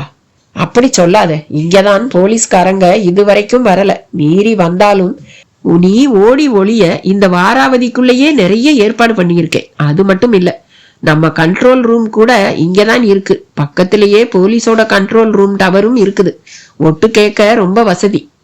ஆபத்தாச்சு தங்கவேலு, நாம பேசுறத அவங்க கேட்க எவ்வளவு நேரமாகும்? அங்கதான் இந்த தங்கவேலுவோட சாமர்த்தியமே இருக்குது. என் பரிபாஷையை புரிஞ்சுக்கிற அளவு போலீஸ் இன்னும் டெவலப் ஆகலப்பா சிங்கு. உன்னை நான் நம்புறேன். தோகாவுல சஞ்சய் சிங் உன்னை பத்தி ரொம்ப சொன்னாரு. ஐயோ, நெசமாவா? இந்த சிங் பொய் பேச மாட்டான்பா. தெரியும் சிங், உன்னோட நல்ல குணம் பத்தி எனக்கு தெரியாதா? சஞ்சய் சிங் மாதிரி உலக பெரிய தலை மனசுல எல்லாம் நான் இருக்கேன்னா அதை நான் என்னன்னு சொல்றது? எக்ஸைட் ஆவாத. இப்படியே வாராவதி கிட்ட சாகாம என் கூட வந்துடு. வந்துடுறேன், நேரம் வரட்டும். அது வந்துடுச்சு தங்கவேலு, இரு ஒரு டீ சொல்லிட்டு வரேன். தங்கவேலு அந்த நிலையிலும் உபசரணையை மறக்காமல் அங்கிருந்து சிறிது தூரம் சென்று ஒரு சாக்கு தட்டி மறைவில் செயல்பட்டபடி இருக்கும் டீ கடைக்கு சென்று டீ போட சொல்லி அதை தன் கையால் எடுத்து வரவும் செய்தான். அந்த இடைவெளியில் வேதால் சிங் அந்த கரீம்பாய் டிங்கர் பட்டரை என்கிற அந்த ஏரியா மொத்தத்தையும் ஒரு பார்வை பார்த்து முடித்தான். தங்கவேலுவின் பழைய பேப்பர் கடை அலுமினிய தகடு ஆஸ்பெஸ்டாஸ் சீட் என்று கலவையான கூரையால் மூடப்பட்டு கிடந்தது. உள்ளே கள்ளி பெட்டிகள் அடுக்கப்பட்டிருக்க ஒரு இடத்தில் பழைய பேப்பர்களை பண்டல் பண்டலாக கட்டி செங்கல் அடுக்குகிற மாதிரி அடுக்கி அதன் மேல் ஒரு அழுக்கு மெத்தையை போட்டு வைத்திருந்தான். அதன் மேல் உரிமையோடு அமர்ந்தான் வேதால் சிங். கூரிய மூக்கும் பூனை கண்ணும் மட்டும் மாறவில்லை. மற்றபடி கன்னத்து சதை தாடை நெற்றி என்று எல்லா இடங்களிலும் பிளாஸ்டிக் சர்ஜரியின் திருவிளையாடலால் நிறையவே மாற்றங்கள். கையிலும் ஆறாவதாக ஒரு விரல் பார்ப்பதற்கு பளிச்சென்று தெரியும் விதத்தில். டீ கிளாஸுடன் வந்த தங்கவேலு டீயை நீட்டும் போது அந்த ஆறாவது விரலை பார்த்து கேட்டான். சிங், இது என்ன ஆறாவது விரல் உன் கையில? எல்லாரும் இருந்தா அதை வெட்டி எறிவாங்க, நான் ஒட்டிக்கிட்டு இருக்கேன். ஏன்னா வேதால் சிங் கையில 6 விரல் கிடையாதுங்கிறது போலீஸ் ரெக்கார்டு. நான் தான் இப்ப வேதால் சிங் இல்லையே. ஓ, இது போலீஸை ஏமாத்தவா? ஆமா, என்ன இது? இந்த பெட்டு உறுத்துது. இதுல எப்படி படுத்து தூங்குற நீ? கொஞ்சம் அழுக்கு துணியை எல்லாம் விலக்கிட்டு பாருங்க, எது உறுத்துச்சுன்னு தெரியும். வேதால் சிங்கும் அங்கு கிடந்த துணிகளை விலக்கிவிட்டு பார்த்தான். பார்வையே பற்றி எரிந்தது. அவன் பார்த்த இடத்தில் கட்டுக்கட்டாய அமெரிக்க டாலர்கள். 5 கோடி ரூபா அசல் அமெரிக்க டாலர் சிங். அது பாம்பு மேல மகாவிஷ்ணு படுத்திருக்கிற மாதிரி இப்ப பணத்து மேலதான் நீ படுத்திருக்க. இது யாரோடது? எல்லாம் நம்ம கூட்டத்து ஆளுங்களது தான். எப்ப வேணா என் வீட்டுல ஐடி ரைட் வரலாம். எனவே உன் இடம்தான் சேஃப்டின்னு நம்ம ராஜா ஃபாதர் வந்து அடுக்கி மேல அழுக்கு துணியை போட்டு மூடிட்டும் போயிட்டாரு. இத பேசாம பொட்டியில வச்சு பூமியில புதைக்கலாமே. அப்படி எத்தனை பொட்டிங்களை தான் புதைக்கிறது? இப்பவே 7 பொட்டி இந்த வாராவதி கிட்டயே சுத்தி சுத்தி புதைச்சு வச்சிருக்கேன். அப்ப எல்லாருமே உன்னை நம்புற மாதிரி நேர்மையா நடந்துக்கிறேன்னு சொல்லு. பன்னீர்லயே குளிக்கலாம், துட்டு இருக்குது. இருந்தாலும் நடந்து போய் 2 ரூபா டீ உனக்கு வாங்கிட்டு வந்திருக்கேன். பாத்தியா, அந்த சிம்பிளிசிட்டி தான் நம்ம பலம். தங்கவேலுவின் பதிலுக்கு டீயை சப்பியபடி ஒரு கனிவான பார்வை பார்த்தான் வேதாள் சிங். சரி சிங், நீ பாட்டும் இரு, நான் அப்படியே ஒரு ரவுண்டு போயிட்டு வரேன். அப்பப்ப யாராச்சும் நோட்டம் போடுறாங்களான்னு பார்த்து வச்சுக்கணும் இல்ல. அப்படியே எனக்கும் ஒரு வேலை செய்யணும் நீ என்றான். என்ன, இந்த ஊர்ல உதயஜோதின்னு ஒரு பத்திரிகை வருதா? ஆமா, என்ன அதுக்கு? ஒரு பத்திரிகை வாங்கிட்டு வரியா? ஓ, நீ தமிழ் படிப்பியா? இப்ப கஷ்டப்பட்டு கத்துக்கிட்டு இருக்கேன். அதுல கூட இந்த நந்தன் பைராகி பத்தி ஏதோ தகவல் வந்திருக்குதாம்ல. நந்தன் பைராகியா?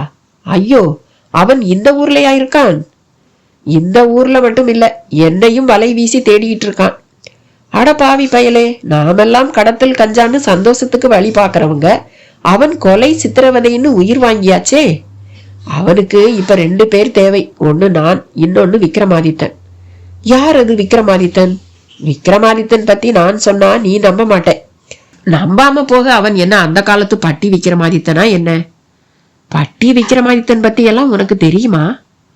என்ன சிங்கு, விக்ரமாதித்தன், வேதாளம், அலிபாபா இவங்கெல்லாம் நான் சின்ன வயசுல காமிக்ஸ் கதையில படிச்ச ஹீரோக்கள். அதுலயும் விக்ரமாதித்த ராஜா கதை தமிழ்நாட்டுல ரொம்ப ரொம்ப ஃபேமஸ். எங்க எம்ஜிஆரே விக்ரமாதித்தனா ஒரு சினிமாவில கூட நடிச்சிருக்காரு தெரியுமா? வரே வா, உனக்கு விக்ரமாதித்தன் பத்தி இவ்வளவு தெரியுமா? எனக்கு மட்டும் இல்ல, கொஞ்சம் குழந்தைகளுக்கு கூட தெரியும் சிங்கு. விக்ரமாதித்தன் இங்க மட்டும் இல்ல, இந்தியாவுக்கே ஒரு ஹீரோ. தங்கவேலு சொன்ன பதிலை தொடர்ந்து வேதாள் சிங்கின் முகத்தில் ஒரு ஆச்சரியமான உணர்ச்சி ஓடி பரவியது. புருவங்கள் நெறி கட்டியது போல சுருங்கி கொண்டன. அப்படியே அண்ணாந்து வானத்தை பார்த்தான். மனுஷன் எவ்வளவு பெரிய புத்திசாலியா இருந்தாலும் சரி, காலமும் கடவுளும் அவனை விட முன்னாலதான் இருக்காங்க என்றார். எதற்காக அப்படி சொன்னான் என்பது தங்கவேலுவுக்கு விளங்கவில்லை. ஆமா, இப்ப என்ன விக்ரமாதித்தன் பத்தி சிந்தனை? சிந்திக்கணும், நான் கட்டாயமா சிந்திக்கணும். அந்த கதை உதயஜோதி புத்தகத்துல வரப்போகுதா?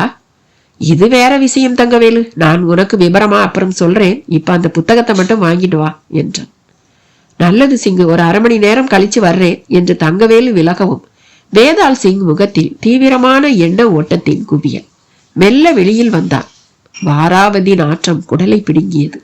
வாராவதியில் நாய் ஒன்று அடிபட்டு செத்து போயிருந்தது. அதை யாரோ கால்வாயில் இழுத்துவிட அது அந்த பக்கமாய் வந்து மிதந்து கொண்டிருந்தது. காதோரமாய், இனி உனக்கு நாற்றம் பிடித்த பிணங்களுக்கு நடுவில்தான் வாழ்க்கை என்று ஒரு குரல் ஒலித்து அடங்கியது.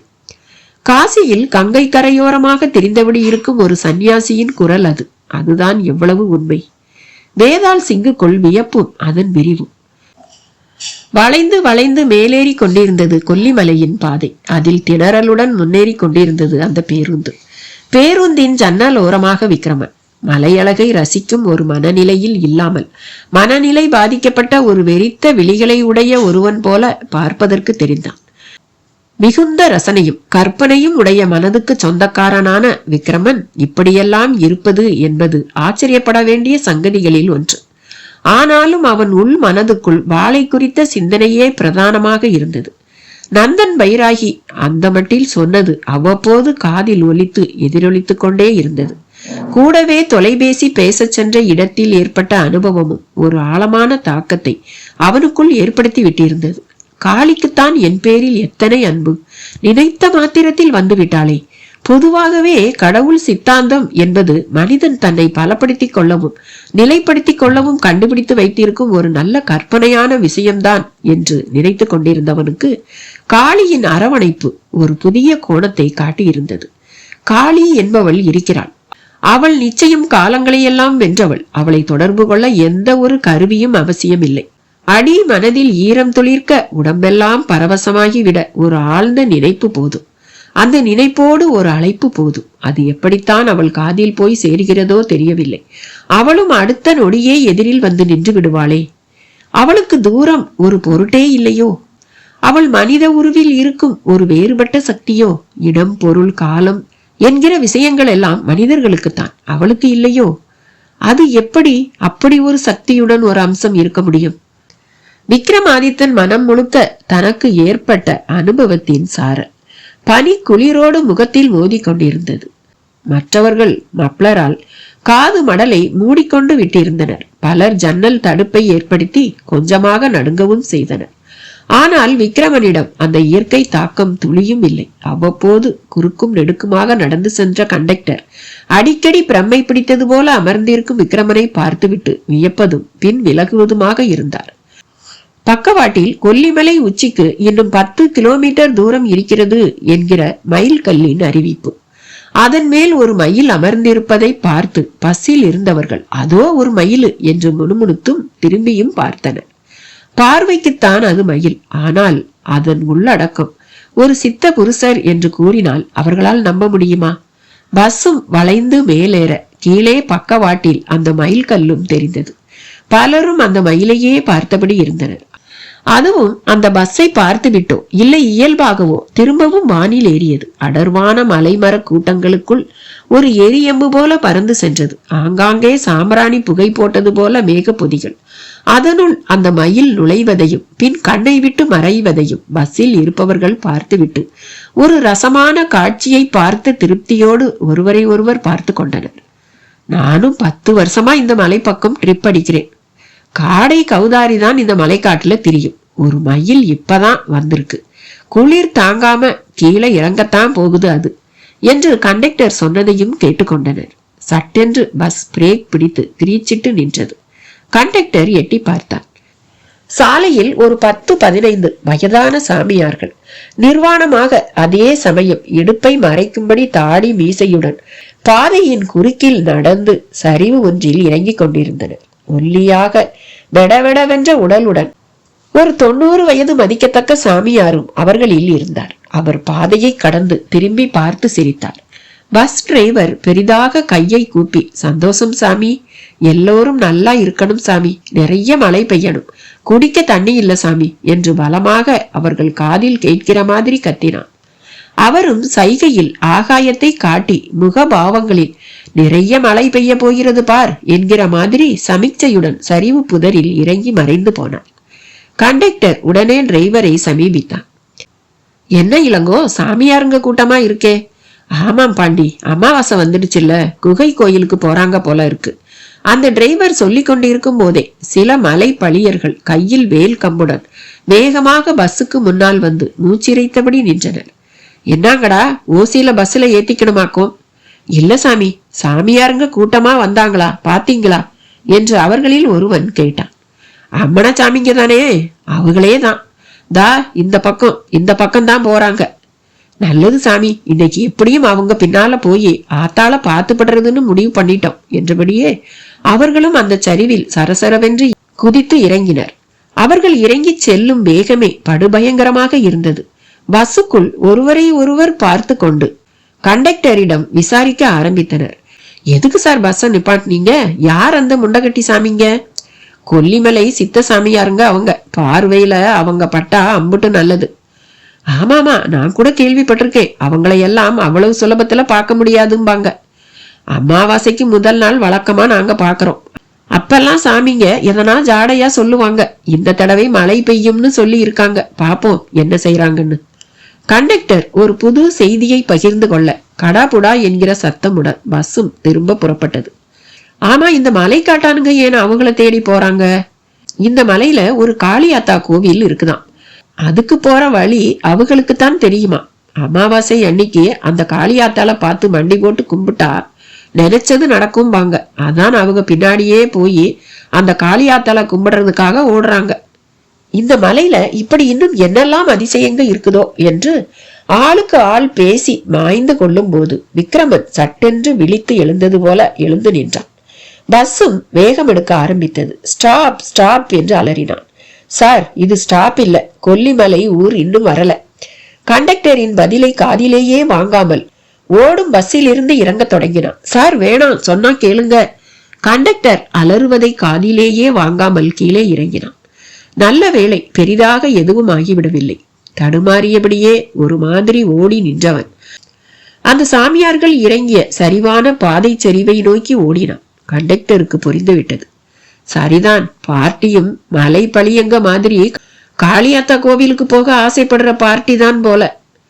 ரைட் ரைட் என்று பேச்சோடு பேச்சாக குரல் கொடுக்க பஸ்ஸும் தொடர்ந்து மேலே ஏறியது.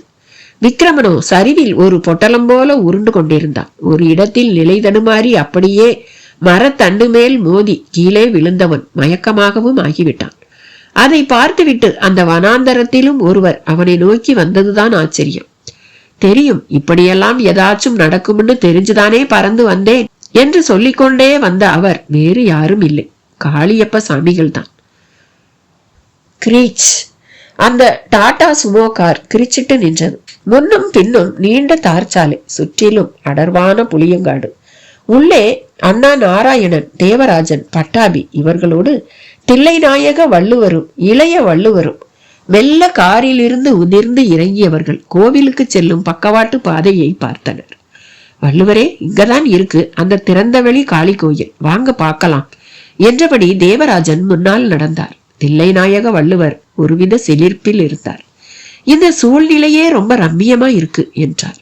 யார்கிட்டையாவது போய் சொல்லி வைக்காதீங்க, கொஞ்ச நாளைக்கு ஜனக்கூட்டம் இந்த கோவில் பக்கம் வராம இருக்கிறது தான் நல்லது என்று சொன்ன தேவராஜனை அண்ணா ஏறிட்டு பார்த்து, என்ன தேவராஜன், அந்த ஏடுகள் யார் கண்ணுலையாவது பட்டு களவு போயிடுங்கிற பயமா என்று கேட்டார். ஒரு எச்சரிக்கை தான் அண்ணா சார் என்றார். எவ்வளவுதான் அமானுஷ்ய அனுபவங்களே தொடர்ந்து ஏற்பட்டாலும் நீங்க உங்க புத்திசாலித்தனத்தையே தொடர்ந்து நம்புறீங்க. இந்த அனுபவங்களால உங்களுக்குள்ள பெரிய மாற்றங்களே ஏற்படாத மாதிரி தெரியுதே என்றார் தில்லைநாயக வள்ளுவர். பட்டாபி மட்டும் மௌனமாகவே இருந்தான். அவனுக்குள் தீவிரமாக ஏதேதோ எண்ணங்கள்.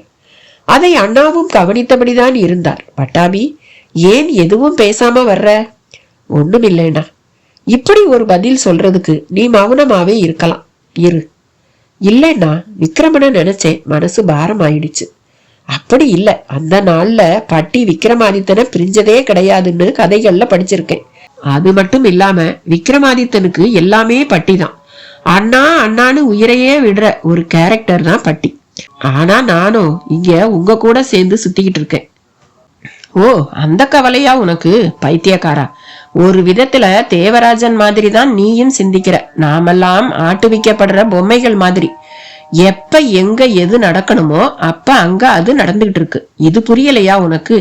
உன் முயற்சின்னு தனியா இங்க எதுவும் இல்ல. வெள்ளத்துல மிதந்துகிட்டு போற துரும்புக்கு தனியா ஒரு சக்தி எப்படி இருக்க முடியும்? அப்ப என் மனசுலயும் அனாவசியமா இப்படி எண்ணங்கள் ஏற்படாம இருக்கலாம் இல்லையா? கவலைப்படாத, எல்லாத்துக்கும் ஒரு விடை இருக்கத்தான் இருக்கு. நமக்கு தெரிஞ்ச இந்த கோயில முதல்ல தில்லைநாயக வள்ளுவருக்கு காட்டுவோம்.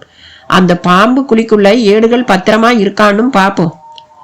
அண்ணா சமாதானப்படுத்தி விட்டு கோவில் முகப்பை எட்டி நின்றார். தில்லைநாயக வள்ளுவரும் அந்த மரத்தடி காளியை பார்த்து கை கூப்பினார். பின்னாலேயே மரமும் அதில் உள்ள பொந்தும் அவருக்கு காட்டப்பட்டது. அந்த பொந்துக்குள்ளதான் விக்ரமனோட காண்ட ஏடுகள் இருக்கு. ஓ, கிட்ட போய் பார்க்கலாமா? எனக்கு தெரியல, ஏடு படிக்கிறவர் நீங்க தான். உங்களுக்கு தான் இந்த மாதிரி நேரத்துல எப்படி நடந்துக்கிறதுன்னு தெரியும். அண்ணா கூற தில்லைநாயக வள்ளுவர் உடனே குனிந்து அந்த காளியின் காலடி குங்குமத்தை எடுத்து இட்டு கொண்டார். மெல்ல அந்த பொந்தை அடைந்து எட்டி பார்த்தார். உள்ளே பாம்பு சுருண்டு படுத்திருந்தது. உடனே சட்டென்று அவர் தலையும் பின்னால் வந்தது. என்ன, பாம்பு உள்ள இருக்கு.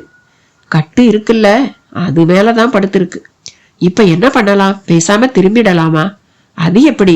உங்களோட சேர்ந்து வந்து 6ஆம் காண்ட ஏடு பார்க்கணும்னு 5ஆம் காண்ட ஏட்லயே தகவல் வந்தாச்சே. அப்படின்னா பாம்பு விலகணுமே. அது இப்படி படுத்திருந்தா எப்படி தைரியமா கையை விட்டு எடுக்க முடியும்? அந்த கேள்வியை அவர் கேட்டு முடிக்கும் முன் இஸ் என்று ஒரு சத்தம். அந்த சர்ப்பம் சீறியபடி எழுந்தது. படம் விரித்தபடி அவர்களையும் பார்த்தது. பின் எனக்கு இங்கே உங்கள் எதிரில் இருக்க பிடிக்கவில்லை என்கிற மாதிரி அப்படியே அங்கிருந்து மரத்தண்டை தழுவியபடி அதை பிணைத்து கொண்டே மேலே ஏறியது. வசதியா போச்சு, அரவமே இல்லாம இப்ப ஏடுகளை எடுத்து பாருங்க. அண்ணா உற்சாகமாக குரல் கொடுத்தார். தில்லைநாயக வள்ளுவரும் நெகிழ்வுடன் கைகளை கூப்பி கும்பிட்டு விட்டு பொந்துக்குள் கையை விட்டு அகப்பட்ட ஒரு ஏட்டை எடுத்தார். வெளியே கொண்டு வந்து முகப்பு பட்டையை பார்த்தார். 6ஆம் காண்டம் என்கிற குறிப்பு. அனாவசியமா தேட இடமே இல்லாம 6ஆம் காண்டமே கைக்கு வந்துடுச்சு என்றார். பிரிச்சு படிங்க, இதுல என்ன தகவல் வந்து நாமெல்லாம் அடுத்து என்ன செய்யறதுன்னு யோசிப்போம். பரபரப்பானார் தேவராஜன். தில்லை நாயகமும் வாசிக்க தொடங்கினார். கேளப்பா, காண்டமிதும் 6, காண வந்த மாந்தர்களும் 6 என்றவர் நிமிர்ந்து பார்த்தார். அண்ணா, தேவராஜன், பட்டாபி, அவர் இளைய மகன், சுமோ டிரைவர் என்று சரியாக 6 பேர் தான் அங்கே. அதில் டிரைவர் காரிலேயே இருந்தான். வள்ளுவரின் வாசிப்பு தொடர்ந்தது. காளகத்தில் ஏடகத்தை வாசித்தே விக்கிரம சாதகத்தை சடுதியிலே நோக்குங்கால், கொல்லி கானகத்தில் அபூர்வன் எனும் வாளை தேடியே காளகம் நோக்கி இருப்பான். அச்சம் வேண்டாம். அம்மண சாமியார் அவனுக்கு துணையாக அவர்களில் 18 பேர் அவனை திருவாக்குவர். பட்டி இனி எட்ட நில்லாது, கிட்ட செல்வதே அட்டியில் நடத்துவான். வரும் வளர் பௌர்ணமியில் சப்த காண்டத்தை காண வருங்கால் மீதி அறியலாம். காளி பாதம் தொழுதே கானகம் நீங்குக. வள்ளுவர் வாசித்து முடிக்க கிட்டத்தட்ட அவர் கூறாமலே பாடலின் பொருள் எல்லோருக்கும் புரிந்திருந்தது. இருந்தும் அம்மணசாமியார் 18 பேர் அவனை திருவாக்குவர் என்பதற்கு தேவராஜனுக்கு சரியாக பொருள் புரியவில்லை.